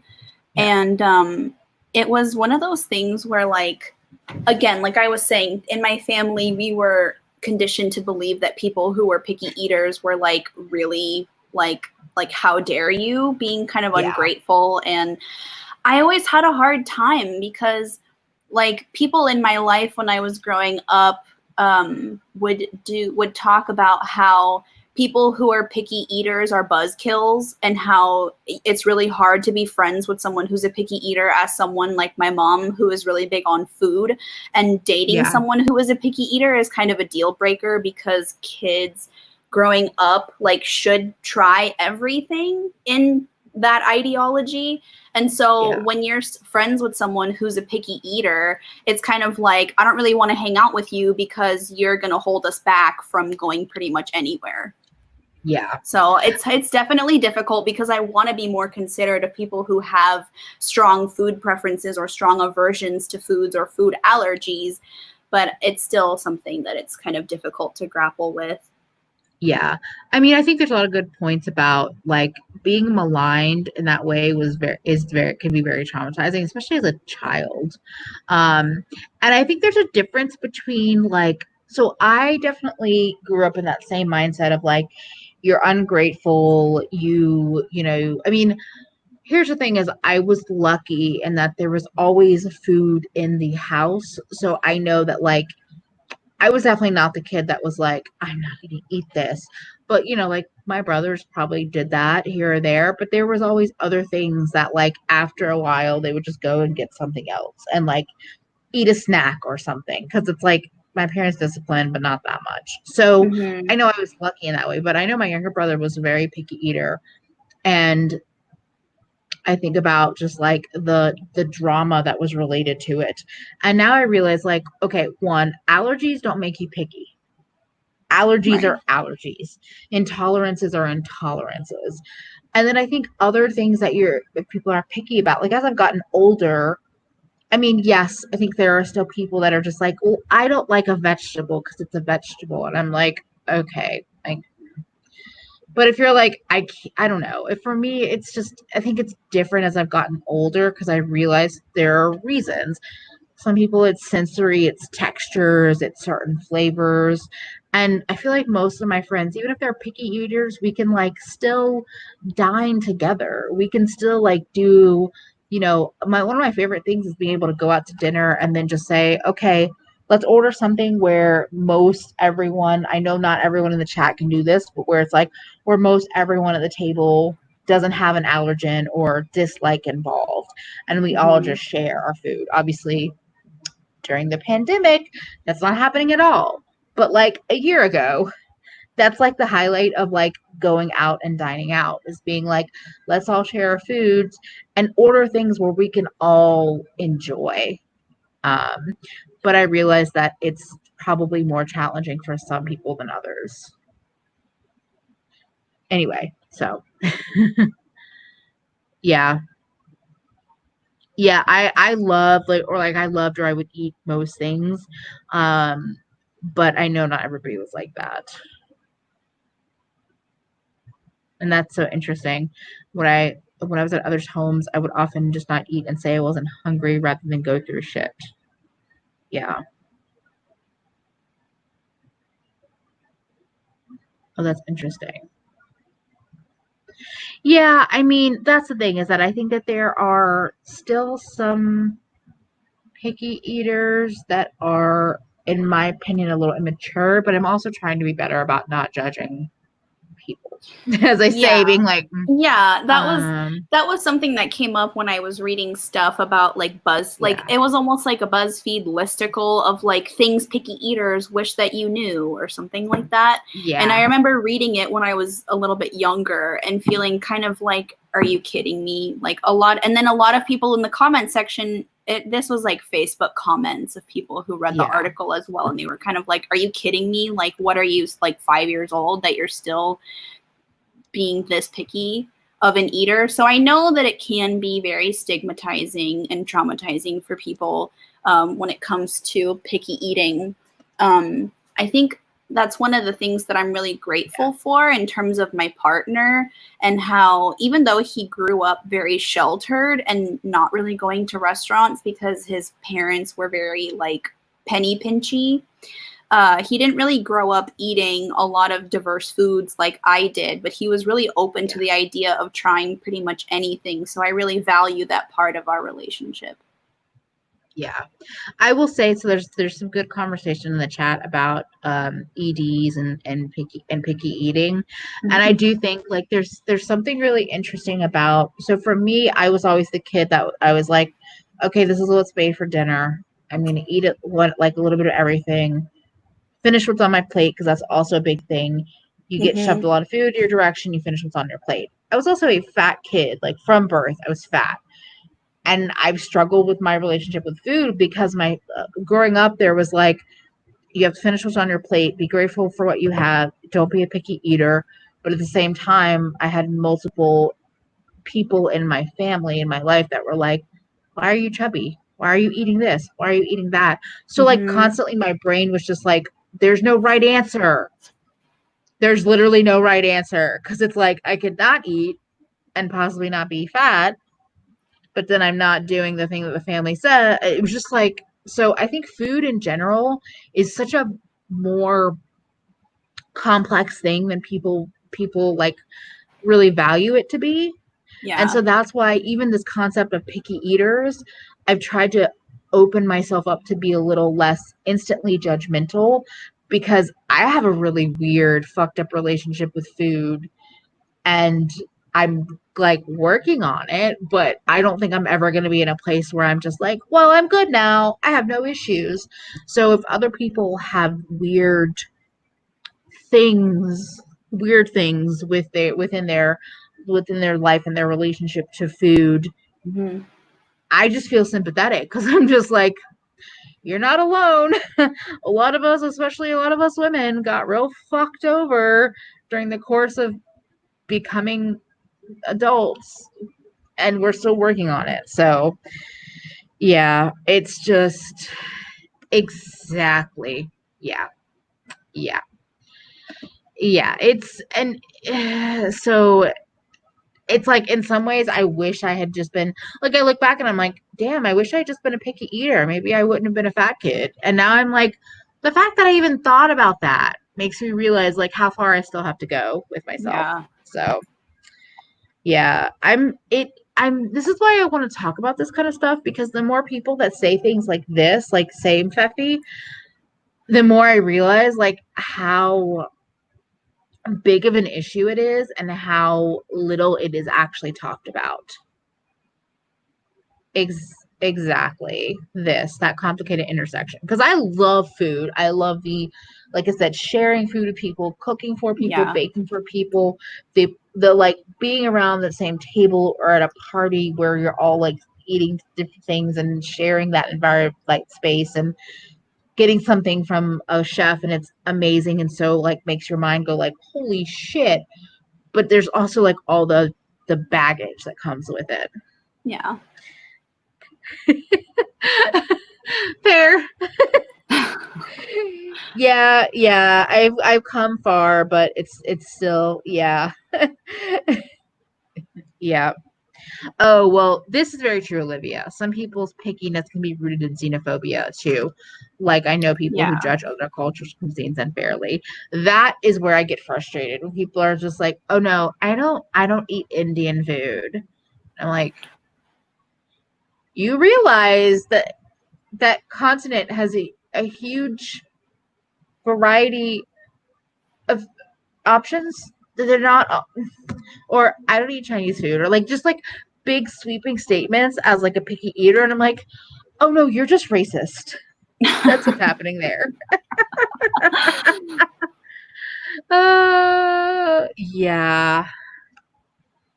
Oh yes, no, I completely agree. I agree with what the Tropicat said earlier, where I think that there's a very big difference between when you have sensory issues, when you are on the spectrum. And I'm sorry if I'm saying if I'm like if that's not the right terminology for that, but I think there's a difference between that and if you have allergies, intolerances. That is different from just being a picky eater in my book, and that's something I'm also coming to understand as an Hmm. adult. Yep. And the markets. There's a J Mart near me that I go to that I love, and they were one of the grocery stores that closed down, and it wasn't because there wasn't a desire for it. I mean, it wasn't because it's always been a busy grocery market, and it's a big one, and it would have been so helpful to have in the midst of the pandemic, but they closed down because everyone got scared and stopped going there. So pretty much, yeah. Yep. Uh, yeah.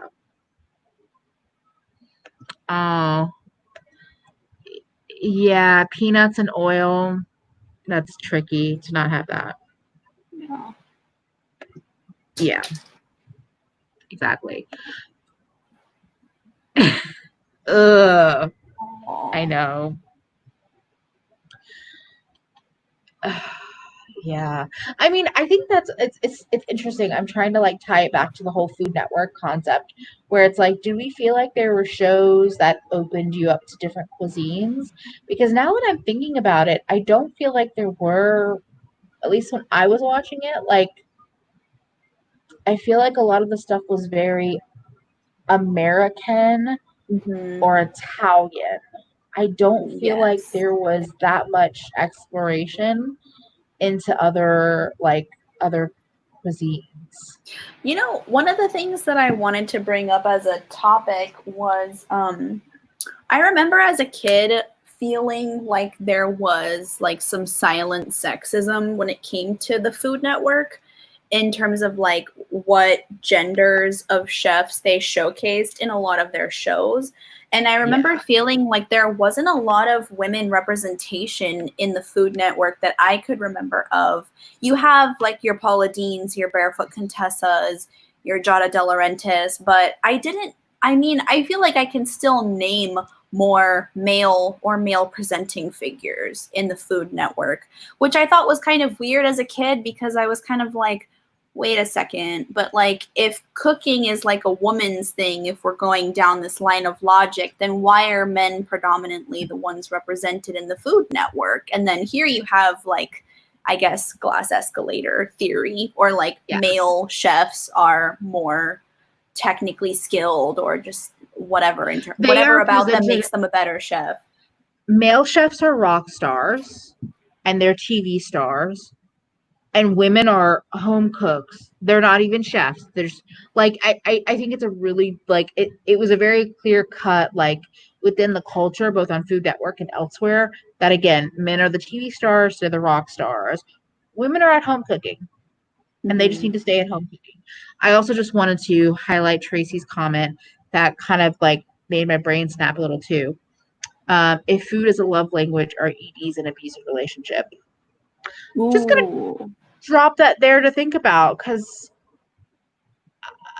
yes, okay, yeah, but yes, I do think that Food Network really did like hype up the male chefs and male like TV stars, and then yeah, women were like you had Jada, you had Ina Garten, and Paula Deen were the main three that I could think about. Yeah, Kylie said the women have always done the majority of the world's cooking when men could make good money at it. They took all the well-paying cooking jobs and became chefs while women cook at home. Yeah. Exactly. Yes, you have to be conventionally attractive. And also because for women, cooking, like the way I see it is that if you're a woman, cooking is like okay, cooking should come easy to you because it is women's work and you're just doing simple things. But a man, when he does it, he's elevating it. And now he's Mhm. a rock star, a celebrity, a rule breaker, and all of this. Um, yeah. So Julia Child was amazing. That's interesting. Technical high-end cuisine is based on European standards that always annoyed me. Like the reverence for French technique while other cuisines take so much technical skill. Exactly. Exactly, yeah. But yeah, I felt like I wasn't seeing the same kind of like, I guess, high level shows hosted by women that I would see hosted by men on Food Network. And it doesn't even surprise me, but it's just like, why can't we actually represent women the way we should be able to? Creative, interesting, technically, advanced cooks. You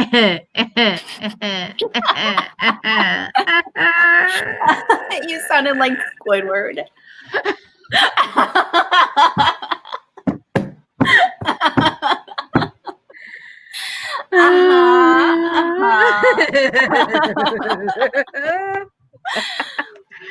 And yes, she did. She did. Yes. Um, I'm just still laughing at the mid male chefs. I'm just gonna highlight that one again. I mean, really, where is the lie? Like, what is the name of that lady? Anne something? Anne Burrell with the Anne white spiky Burrell. hair. Yeah. Yeah. I always wondered. I never really watched a lot of her stuff. I don't know why. Like I never really clicked much with her. I know, wasn't she one of like the newer Top Chefs? Oh, I Or don't like know. Iron Chefs? Wasn't she one of the newer Iron Chefs that people could compete against? Maybe. I think Maybe. she I don't was. remember. I believe I remember seeing her when Michelle Obama was doing the campaign to like get kids moving and eating healthier lunches and stuff like that. I'm pretty sure Anne Burrell did a commercial or something with Michelle Mm-hmm. Obama trying to do like easy kid-friendly recipes for like snacks or something like that.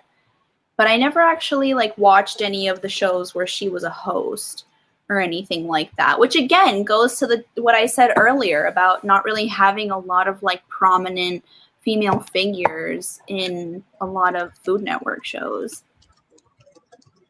Yeah, I feel like Anne, yeah, I never really connected with her in that way. Oh, who else? There was like Sunny Anderson, who I don't even know like much about her. I don't know. Like I enjoyed Ina Garten's. I enjoyed Barefoot Contessa, but like she was obviously a very well off rich white lady. Um, I didn't really Did connect with Jada. There was What Rachel was? Ray, Oh who yeah, also got a lot of bullshit, a lot of like, and I realized I was even a part of that. She got a lot of shit because like she would rename things and she was like silly about things, and oh yeah, I'm the like, she was a EVOO. businesswoman. Like She she was. still has a show. She still has a show right now. Oh, I didn't know Alex Guarnaschelli from Chopped is an Iron Chef. I think she's a newer Iron Chef. Yeah, I think Anne Okay. Burrell is no longer maybe an Iron Chef. Yeah, she's pretty awesome, I have to say. I used to really hate Rachel Ray, and I think I don't care as much now.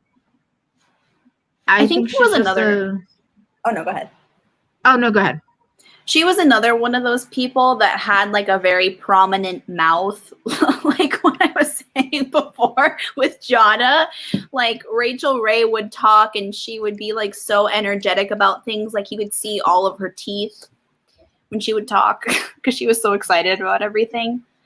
Oh, Kat Cora, I forgot about her. She was also I an Iron Chef, but I don't know if she still is. Yeah, I don't know if she is either. I was trying to look it up.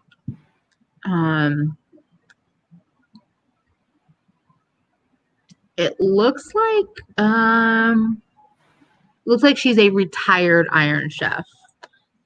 It looks like Alex Guarnaschelli. Oh, and Stephanie Izzard is also an Iron Chef. Stephanie Izzard was, I think she won Top Chef and has a really cool restaurant in Chicago called like The Girl and the Goat, where she does all this like goat themed, like goat like food based around goat. And as somebody who hasn't eaten a whole lot of goat in my life, I'm just like, okay.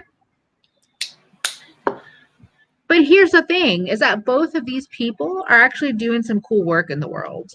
Like, I don't know that much about Rachel Ray, but I know she has a whole charity set up for like her whole, like, she has a dog food line, but it like all goes back to like, I don't know, I'm talking on my ass, but I'm like, goes back to like charity. I know Guy's been doing a bunch of stuff for like the industry with when everything with COVID hit. So, yeah. I don't know. It's just interesting how like the people that we kind of mocked the most, I think are the ones that have had like the longest career. Hmm. Yeah, like Mario Batali of his Yeah. orange Crocs. Oh, but he's a piece of shit Oh, because is he? his whole restaurant um has like a oh my god. He and other people from his restaurant empire were accused of sexual assault. Oh, I had Yeah. no idea. This was Shut back in up. 2017. Yeah. Oh my god. Yeah, so I'm not so he was somebody that I liked. I watched some of his earlier. Yeah, yeah, exactly. Trigger warning. I'm sorry if I should have said that before I highlighted it. But yeah, there's some people where you're like, as you get to hear more about them, you're like, oh no, they're not great people. Um, yeah, Batali is trash. Oh, Um, yikes. yeah, I had no idea. I was also thinking of I don't know, like people like Bobby Flay have made such a killing off of their Food Network appearances, like Bobby Flay on Iron Chef. The fact that he got yeah. his own show, like beat Bobby Flay, he always just struck me as kind of like the untouchable golden boy, or I guess like bronze boy because he's a redhead. Like the untouchable, like top tier person on the Food Yeah. Network that everyone was just like you couldn't Well, because touch him. Like he made he's a had killing shows off of on there for everything. a really long time, like before Beat Bobby Flay, before Iron Chef. He's had shows on the Food Network for a very long time. Also, he was on Iron Chef Japan and got a lot of shit because he was a little asshole on that show because he like won, and when he won, he like jumped up on the counter in celebration and basically jumped on like a cutting board, and people were like, dude, that's hugely disrespectful to like the space you're in, basically. And it was Mm. just like, stop being. But he was younger, and I don't know. Yeah, he's kind of an asshole. I mean, I don't hate him, but I also don't enjoy him. We talked a little bit about Good Eats earlier and how it was an iconic show for me in terms of cooking and learning. And I enjoyed his hosting on Iron Chef America. And I really liked Cutthroat Kitchen for like a weird, I don't know, weird food competition show. Um, yeah, no, I agree. I don't know, something about Bobby Flay, he's very hateable. He has a hateable face, and I'm gonna stand by that. Calla Lily made a good Exactly.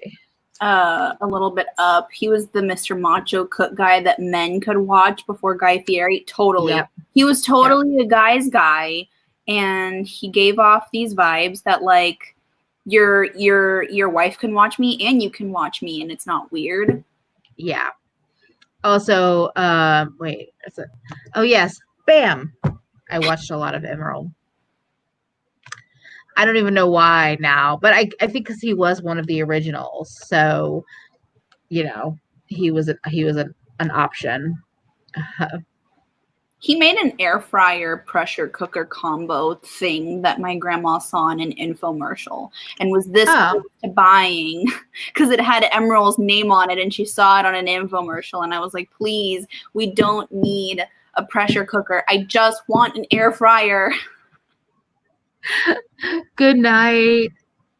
Sleep well. Oh my gosh. Oh yeah, How to Boil Water. That was also one of his shows. Yeah, that was also why like I feel the assholeness of him. The throwdowns. It wasn't Beat Bobby. His first one was the throwdown. Yes.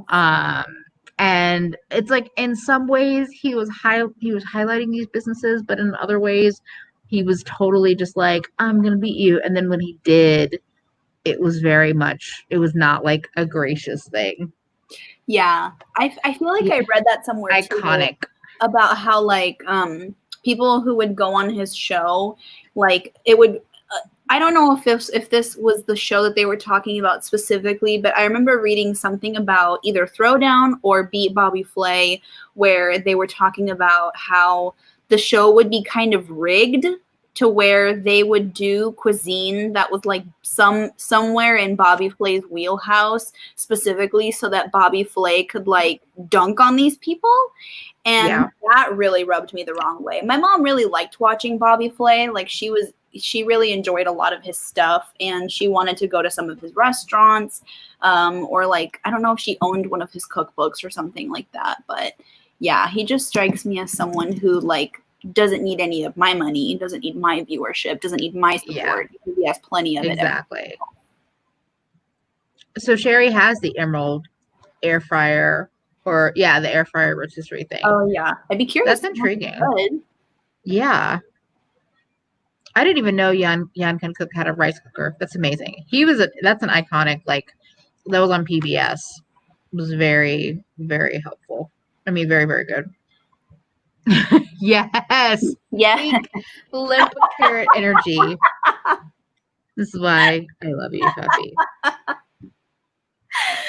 I love this. They were the 3 shows allowed in their house as a kid: Julia Child, Jan Can Cook, and Days of Our Lives.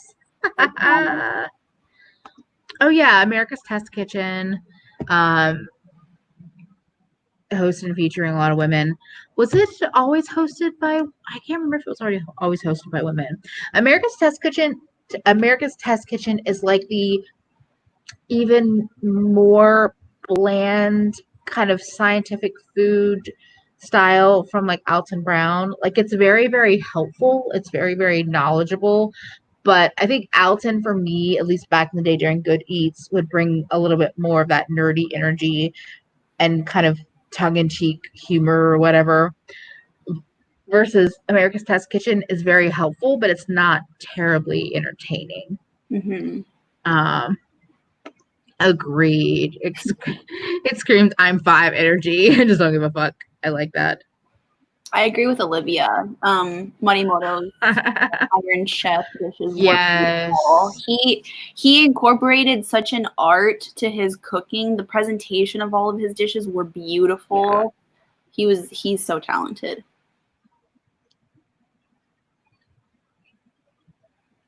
So he was the Iron Chef that Bobby Flay was competing against in Iron Chef Japan. Mm. I saw him from a very young age kind of come up through this process. It's so cool to see. Yeah, that's true.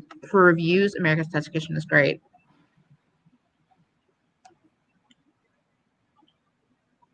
Wait, there was a different one. It might be the same person though. They might. Well, I don't know. I'm like, but I know that a lot of times that happens where somebody would have a show and they would come out with a different show, but it would still be the same person. Oh, good night, Alex. Wait, there was a comment from Gray. Wait, is Glitter Clayton's name Alex too? Yeah. What? Oh my God, kindred spirits. Yeah, Chef Maramoto is not a dick. Yeah.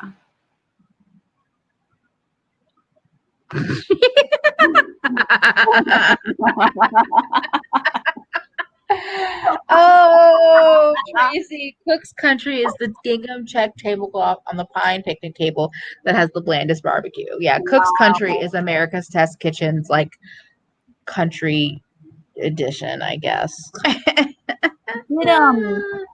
Didn't I forget, what am I thinking of? Down Home with the Neelys, didn't they do cooking as well? Oh yeah. They were originally a cooking show before. Do they have other shows that they're not cooking? I don't know. That's great, Maramoto. Exactly. All the Alexes and all the Emilys. Really though. Oh, how did we forget? Oh shit.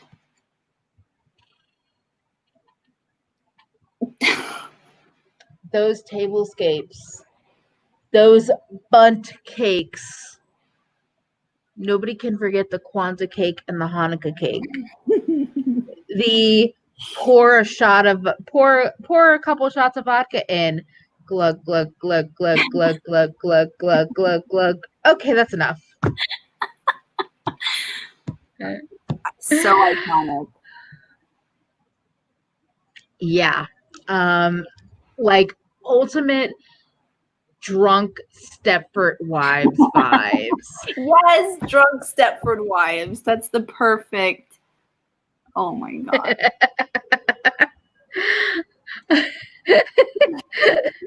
Bunt cakes. I mean, we don't know, but I feel like she was the drunk. Because she's rich. She married the governor of New York. She's rich.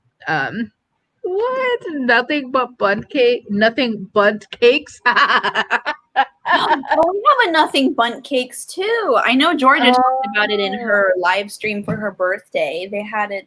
She got her birthday cake from Nothing Bunt Cakes. I've never that we don't have that over here. Kwanzaa. Yeah. I was like, she's dating Cuomo. She's rich. Oh wait, are they still dating? I don't know. Whatever. I was just like, why is he with Sandra Lee? What the fuck is going on? But like the tablescapes, the whole like, let's take something store-bought and like spice it up. I'm gonna give her a little credit. I think she was actually ahead of the game with the like, let's take something store-bought and spice it up.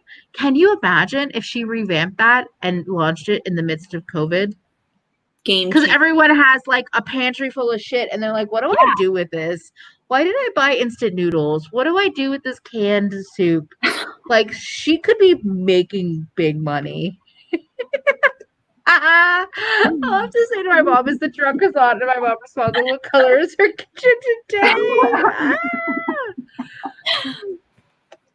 So bunt cake is the cake with a hole in it. So it's like a ring of cake, basically. She had this tendency to dress them up, and that usually meant covering them with canned frosting that she tinted in different colors. And she made a Kwanzaa one that was filled the center with apple pie filling from a can, and decorated with, was it candy corn and like candy pumpkins and things, and corn nuts, and then and the candles on top. No. You're okay. You're right. Yeah, you're right. She does look like a politician's wife. Yeah, I mean now I'm like, okay, like I still don't want to watch it anymore, but um. Oh, so Graham Kerr. That was one of the older shows, The Galloping Gourmet. I feel like I watched that a little bit when I was a really young kid, but oh, this is like a call, Patty's Mexican Table. Her voice is so soothing. So I've heard her name is Patty Hinnick, and now I'm second guessing myself. She is also, I think, a guest sometimes on the podcast or the radio show, The Splendid Table.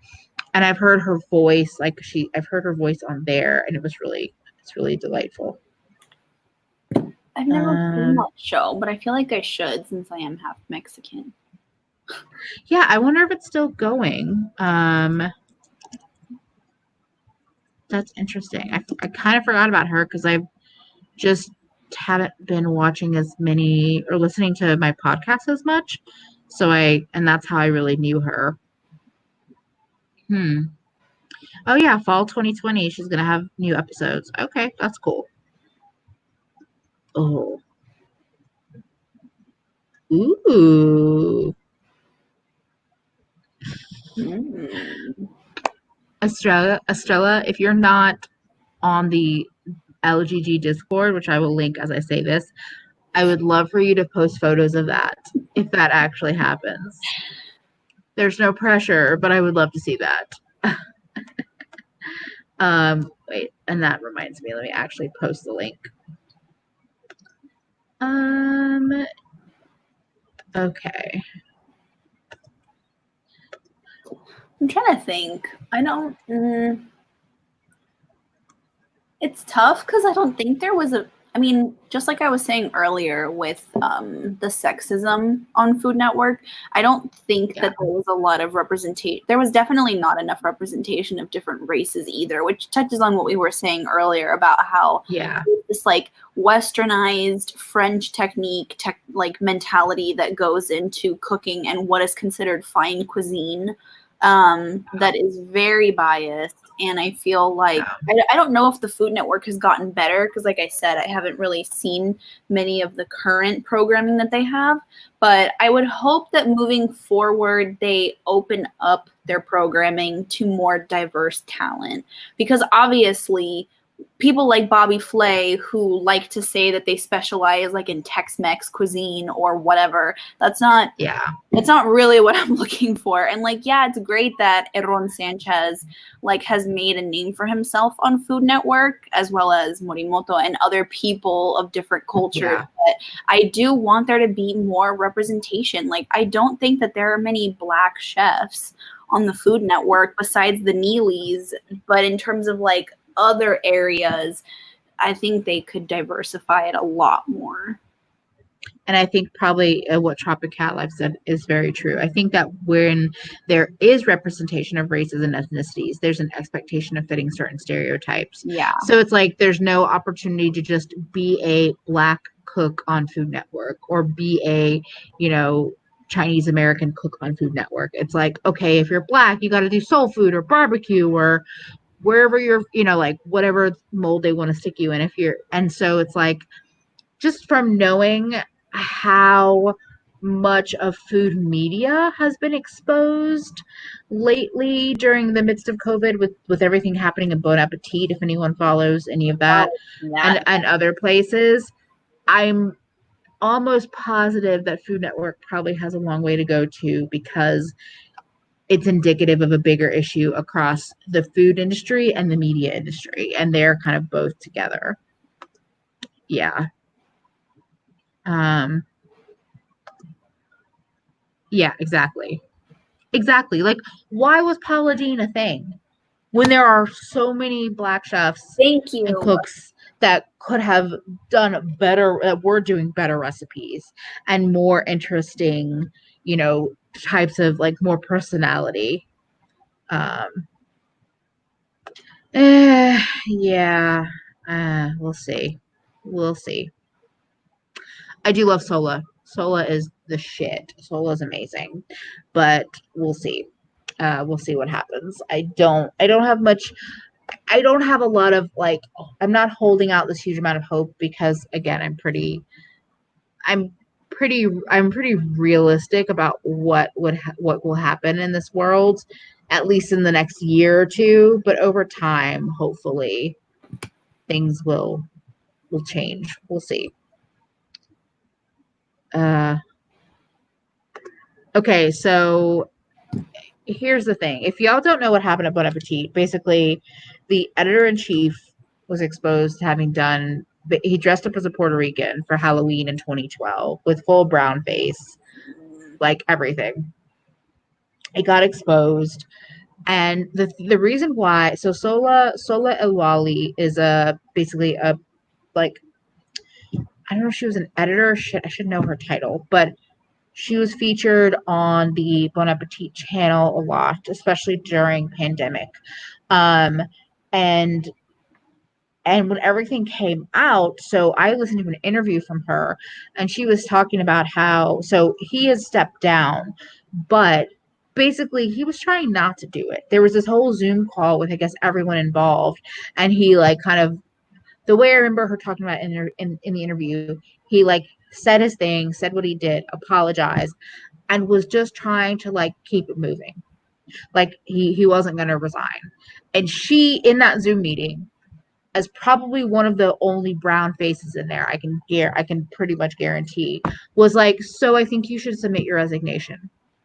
Like she was the person that said, we're not going to keep moving forward and just let you do what you're doing. Mm-hmm. If you want to hear a good interview, she was on a podcast called The Sporkful, and I mean, and the other thing that came out about that was that so all of the white kind of editors, all of the white people that were featured in video on Bon Appetit were paid. They were paid for every feature or every video, paid extra on top of whatever their rate was or their salary. All of the brown people were not paid. Sola was not paid. Christina Che, who's another, I guess, editor or that's what I'm calling them at Bon Appetit, like everyone, literally everyone that was not white was not paid to be on camera, was not paid extra for any of their work. And so the fact that like this all it took like COVID for this to all come out, because I truly think it was the like kind of being away from the normal office position. Like I think that has changed a lot of things. Not having to deal with the microaggressions every day of like your coworkers and realizing just how much bullshit is involved in that. It's probably what makes you go like, fuck this, I'm gonna speak up. So also thank you, Nusha. Yes, and she was on the show a lot, especially as time went on. Yes. Hawa Ashan. Uh yes, there's a cut. It's not even just of being diversity, but of kind of being so basically there was multiple white staff at Bon Appetit that would be on video and would be like just like yell across the kitchen, Sola, can you help me? Sola, do you have time for that? Like just not like walk over to the person, say something, ask them in the middle of filming, just yell across the kitchen. Like kind yelling, like not like shouting, but still it was yeah. Oh yeah, Priya, Sola, Christina, Hawa Hassan. I think Jesse Richardson was only on video once or twice, but yeah, it's just after everything that went down with Bon Appetit, and they're still kind of yes, exactly, and they're still kind of trying to figure out what to do with themselves. Like I just don't expect that much from Food Network. And I would love for that to change, but yeah, because this is just an example. This is a small example of a bigger issue. So anyway, that's my little Bon Appetit rant. And I think Sola is amazing, and her recipes are like, I've made her dumplings. She has this like vinegar skirt recipe for dumplings. So she makes homemade dumplings, but then she has this like slurry that she's made that when you do your pot stickers or dumplings in it in the pan, you get this like crispy, crackly, it's almost like a salt and vinegar chip base to your dumplings. It's amazing. Yeah. Wasn't there something else with one of their white staff members who was a lady who was under fire because she was like throwing shade at people like Chrissy Teigen, but she was also guilty of appropriating different cultures like cuisines and like Americanizing them and not even giving credit to the cultures that she was taking them from? So this is Allison Roman. So Allison Roman didn't work at Bon Appetit. She might have done things for them, but didn't work there. Allison Roman is the queen of appropriating other cultures into, I'm going to say, into generic white food. So here's my thing. So she's this person who's gotten like virally famous over recipes that I don't get it. So first it was the cookie. It's a shortbread cookie with chocolate chunks in it, and it has sugar on the outside. I'm not saying it's not a good cookie, but she got like infamous for it. Everyone was making it. And then so everything she has like a name, like, then she had the stew. Okay, the stew is what pissed me off, because basically her whole take on the stew was like, yogurt and things is amazing. It's so good. It's such a good, like basically like a condiment, because she basically made a chickpea stew and then put yogurt on top. And I was like, have you looked at any other cultures on this planet? How many other like countries, how many other cuisines on this planet are using yogurt every day in their foods? They're eating it every day. It's a condiment, it's a base for a sauce. Like, you don't reference any of that. You don't reference any of it, and you're just like, it's so amazing on top. Oh my god. Okay. So I didn't like her, period. I just didn't. But then she then recently, basically, she had this interview where she talked about Marie Kondo and Chrissy Teigen, and diminished and basically like demeaned both of them by saying like she would never sell out the way that either of them did. That she wouldn't have a content farm like Chrissy Teigen, that she wouldn't just put her name on products like Marie Kondo did. And it's like, but she at the same time was talking about a product that she had put her name on. And guess what? She's a white woman who just happened to pick two brown women to talk about, or two non-white women to demean. It's like you couldn't reference any other white woman that's put her name on shit that you've seen in your history. No, you had to pick Marie Kondo and Chrissy Teigen. So yeah, she's trash.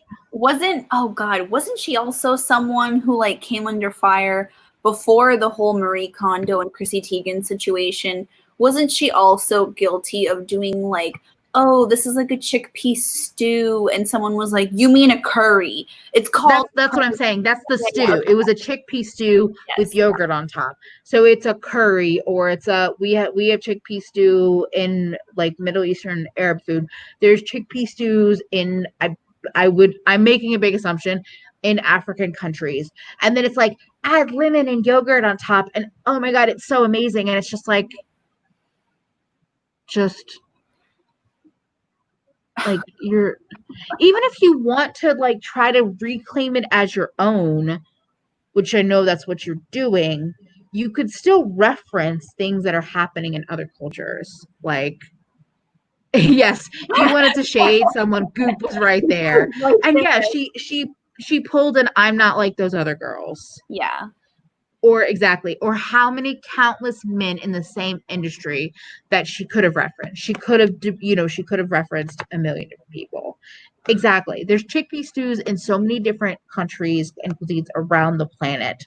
Mm-hmm. But instead she like spun it as this, and it's been ages since I've read that, so she might not have even spun it as something super special. I don't remember, but the fact that she created it and gave no reference for things going on around the country or around the world, yeah, exactly. That's what I mean. Like yogurt, lemon, and chickpeas.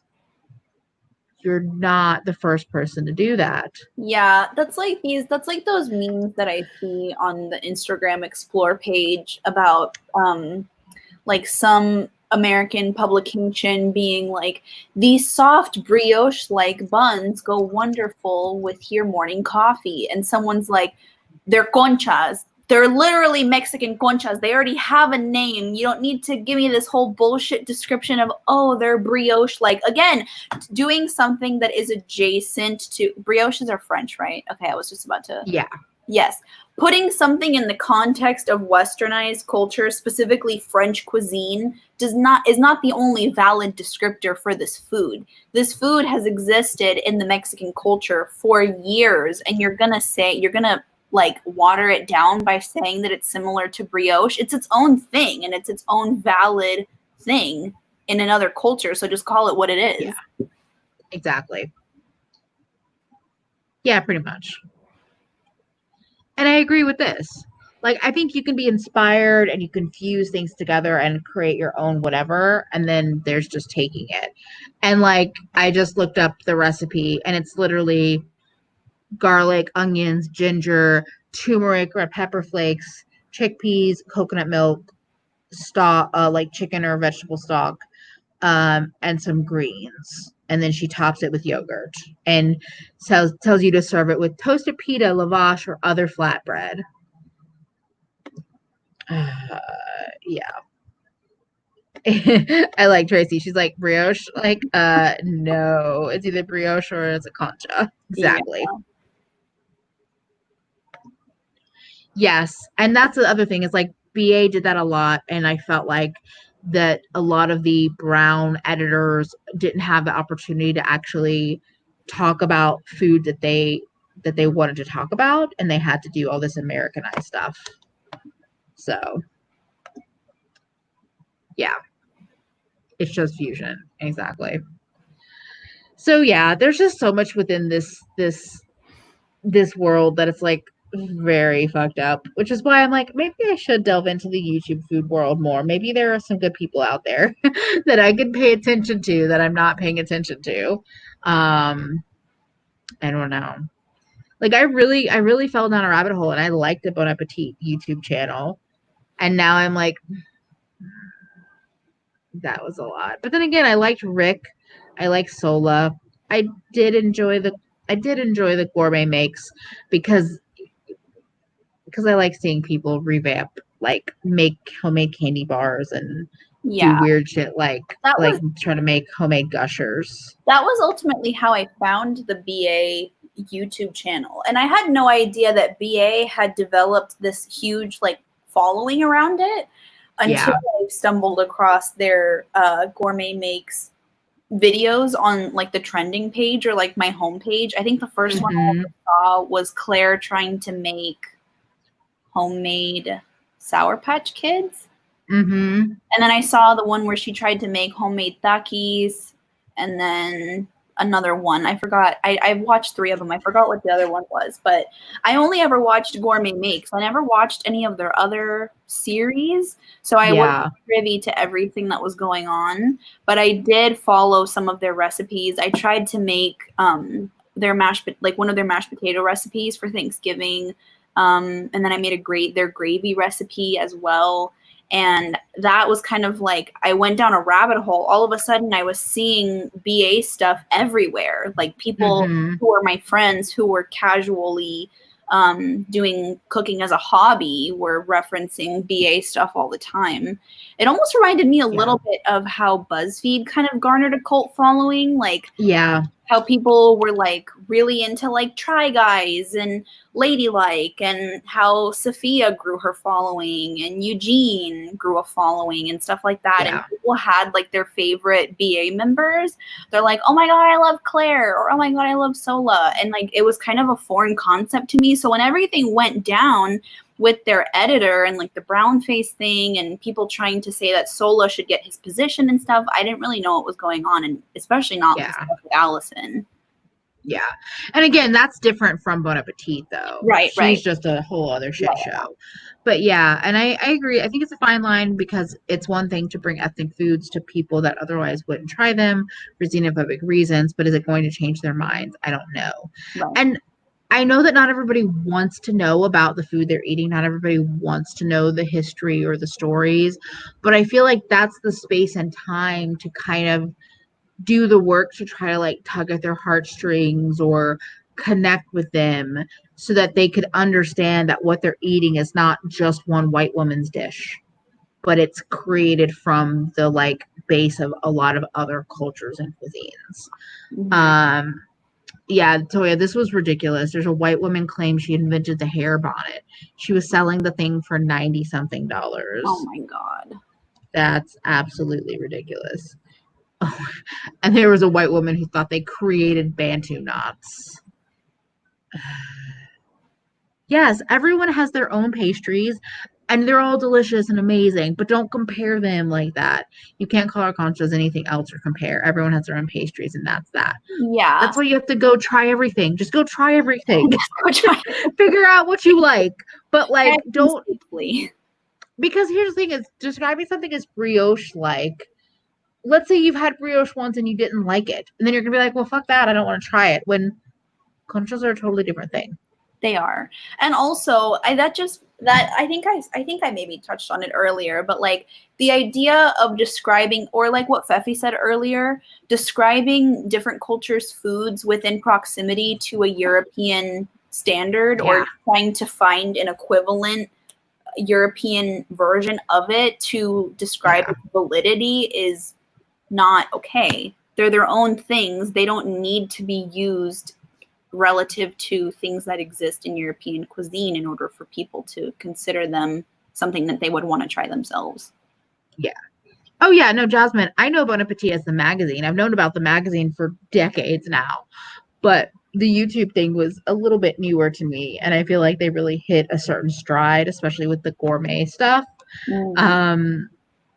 But yeah, I don't know. Callaway. Oh wait, you mean mochi isn't just chewy tomato? Oh my God. That caught me so off guard. That was so good. Oh my gosh. Exactly. Use it as a point of reference, maybe, but don't act like the two foods are exactly the same. Yeah. That's interesting. I've met the kind of people that will eat something thinking it's white, and they'll say they love it, and then the moment they find out it's ethnic, they start to find flaws in it. Really? I've seen that. It's definitely a thing. I forget about that, but then it's okay. But then the petty in me is like, fuck y'all. You don't deserve the good food then. You want to be a racist? You want to be a xenophobe? You don't deserve the good food. It's okay. Enjoy your gray food. I'll take my mochi and my conchas, and you can stick with with your buttercream frosting. Oh, I might need to make a mochi trip in the future, which will probably be Trader Joe's, because I'm Tracy's comment. Actually, no, maybe not. Tastes like chicken. White people will eat it.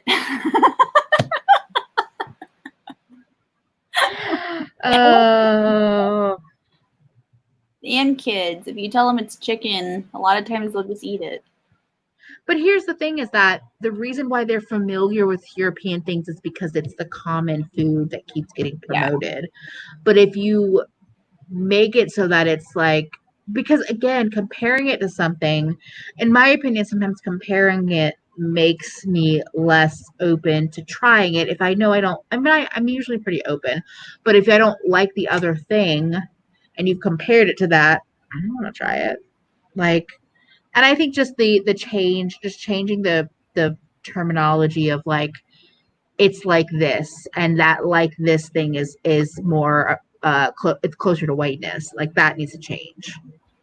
Yeah. Oh, yeah, there are people that just don't want to try anything new unless they think they already they've already discovered it, and I'm just like, No, it's okay. I love buttercream frosting. Who said that they didn't like buttercream frosting? I love Oh, it. no, I didn't say buttercream frosting because it's not Oh. good. I meant because buttercream frosting in my head is like the epitome of American desserts. So Oh. we will be here with our conchas and our mochi, and you can be over there with your buttercream frosting. Okay, that was it. Yeah. Good buttercream frosting is amazing, but a lot of the stuff that's out there is not good. Yes. If y'all still have like fear about MSG, just Google it. There's a whole thing about MSG and basically the false narrative that it creates, like it starts migraines. Yes, there's an amazing story about it. Oh, I've been spent my entire career describing ethnic foods to people, and they always get angry if I cannot find an exact white equivalent. Yeah, then why vacation in a place foreign to you? Dude, Exactly. that's literally okay. So, quick story time. So, I was able to study abroad for 3 weeks for the month of January during my senior year of college. And we went to Peru. And that was the first time that I had ever traveled internationally. It was super exciting. I was able to get a scholarship because it was my first time traveling and I was a senior. And there were so many Beckies on my trip that I was livid. Almost every restaurant that we went to, granted, Peru, like many countries, is a place where fresh vegetables are kind of a no-go because most restaurants don't have the resources to filter their water to accommodate for foreigners to not get sick. So a lot of the vegetables, if we had vegetables, they were either like canned or steamed or something where they weren't fresh. And so there were so many instances where all of these Beckies on my trip were just kind of like, I just want like a salad bowl. Like, where can we get like smoothie bowls or something like that? Like, we're in Peru, dude. Can you stop? And I know that it can be kind of difficult as someone who grew up mostly having like balanced meals. I will admit that a lot of the times our meals were quite heavy. In Peru, there's a lot of like chicken, lots of potatoes, lots of rice. Like, it's a very starchy, heavy cuisine if you can't have yes. And that's but in that trip, yeah, I was obviously a little bit sad because I love Peruvian food and I couldn't have ceviche because my school, like my professors that went with us, would try to caution us away from having ceviche because we could get sick. So it's just like one of those things where I understand that you're used to having a certain balanced diet when you're in the States, but the fact that it happened that many times that it felt like it was just like, dude, why are you on this study abroad trip in a country that's in South America? Like, what is not clicking here? Well, and I was gonna say, so T was like, "What did I walk into? MSG is delicious." So we were talking about the like basically the fake news that MSG causes migraines because one person wrote into a magazine saying they didn't feel great after eating Chinese food for the first time, and because I think at that time Chinese food was, I guess, synonymous with MSG, or people were aware that people were adding MSG to Chinese food. Then it was blown up into MSG causes migraines, so Chinese food is all terrible. So don't eat Chinese food or only eat from places that say they have no MSG when it's literally came from one person. Yeah. So it's ridiculous. Yeah, and I mean, I think that everyone can have different reactions to things, but I think this whole like it because it not only were people avoiding, basically it was a whole it was demonizing Chinese food in a way that didn't make any sense, because it's just like the reality, as somebody said earlier, MSG is one of the 11 herbs and spices in KFC. What, the mashed potatoes? So, or the mashed potatoes and gravy. So it's like, I think a lot of people were still eating MSG, but only not eating Chinese food because of the fear mongering, as Irene said. Yes, it's like the frankly racist implication that Mexican food or Indian food equals diarrhea. Yeah. There's just so much racism in food that, and it's like used to weaponize these different cultures and these different foods, and it always frustrates me so much, not only in the whole in the racism of it all, but also in that, like, these are every one of these implications are basically attacking people, because it's attacking themselves, their culture, their small businesses. And I guess I just feel really annoyed by that, because I'm like, of all the choices you could make, you're going to choose to judge and attack like food people that are just wanting to make food for you. But why put your energy towards that? Yeah, exactly. It's in a lot of fast foods, and yet Chinese food was the only, like, dangerous food. Someone wants pets. We have Cody. Oh, Pets, giving me his butt, wanting me to scratch. He does this thing where he like moves from side to side when he gets scratched. Cody, go lay down. Yes, this spice blends in grocery stores. Lots of them have MSG in the blends. People have, it's in a lot of the, like, spice bases. Yeah, it was high key racist. That's the worst part. That's the worst part about the MSG story, is that it was definitely racist. Popper. When I did that recipe from BA for the gravy that I did, they had you include a little bit of MSG, and they did add a note in there about MSG, and they were basically saying, like, in normal amounts that you would use for cooking, like, it's totally fine, but, like, as with anything, moderation is key, kind of thing. But they didn't really, like, disclose anything, like, super concerning about MSG. So it's a shame that the narrative has been built off of a racist rumor. And that's the other thing, is that a lot of times these ingredients are just renamed. So, like, flavor enhancer, additive code 621. So that's the other thing, is like, when something gets like demonized as one specific thing, you have to wonder, like, is that its only name? Is it being used in other ways that are not racist and thus are accepted? Mm-hmm. And then you have to wonder, so why are we not buying Chinese food with MSG in it? Oh, right. Because it's a racist thing. That's ridiculous. Tracy said when the guy who wrote the letter tried to get it retracted, they wouldn't do it. And no, Sherry, that's totally, like, you've had the experience of eating food with MSG and having a bad bodily reaction. That is so okay. Like, if anyone in the chat or anyone's on rewatching has had bad experiences with MSG, I'm not saying that you're lying or it's placebo. I'm just saying that if you're avoiding it because of this narrative, you might want to reconsider that. Yeah, exactly. Moderation is that's the thing, is they could say moderation is key about salts or anything. Wow. This story gets more and more fucked as we go.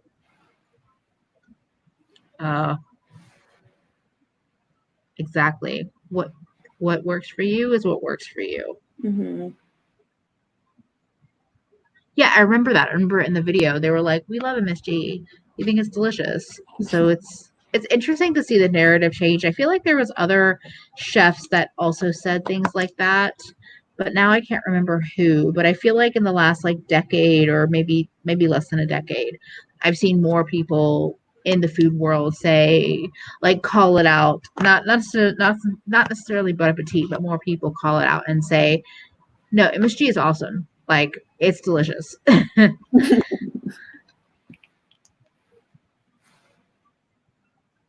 Yeah, exactly. Exactly. Oh, I mean, gluten had a bit of a anti-gluten campaign for a little while, but then people realized, like, sometimes you're intolerant, sometimes you have celiac, otherwise you can just eat it. But yeah, I don't like that whole MSG thing. The story just gets worse and worse. Wow.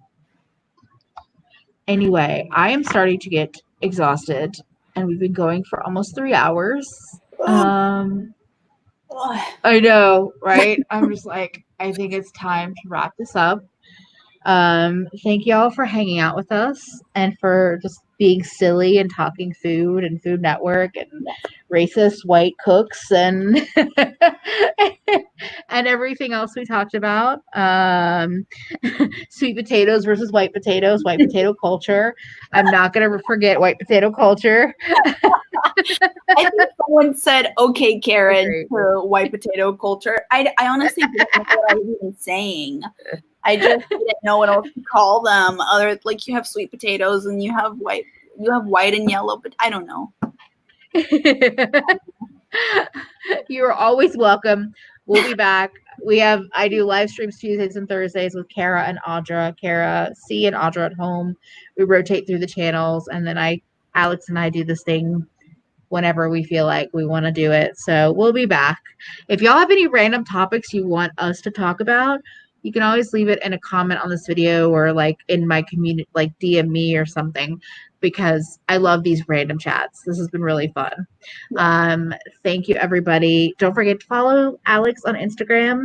Her Instagram account is linked below. Sincerely, Alex Makeup. She does amazing palette creations and looks like what you're seeing tonight. And we will be back soon, I'm sure. Yes, hopefully soon. Okay.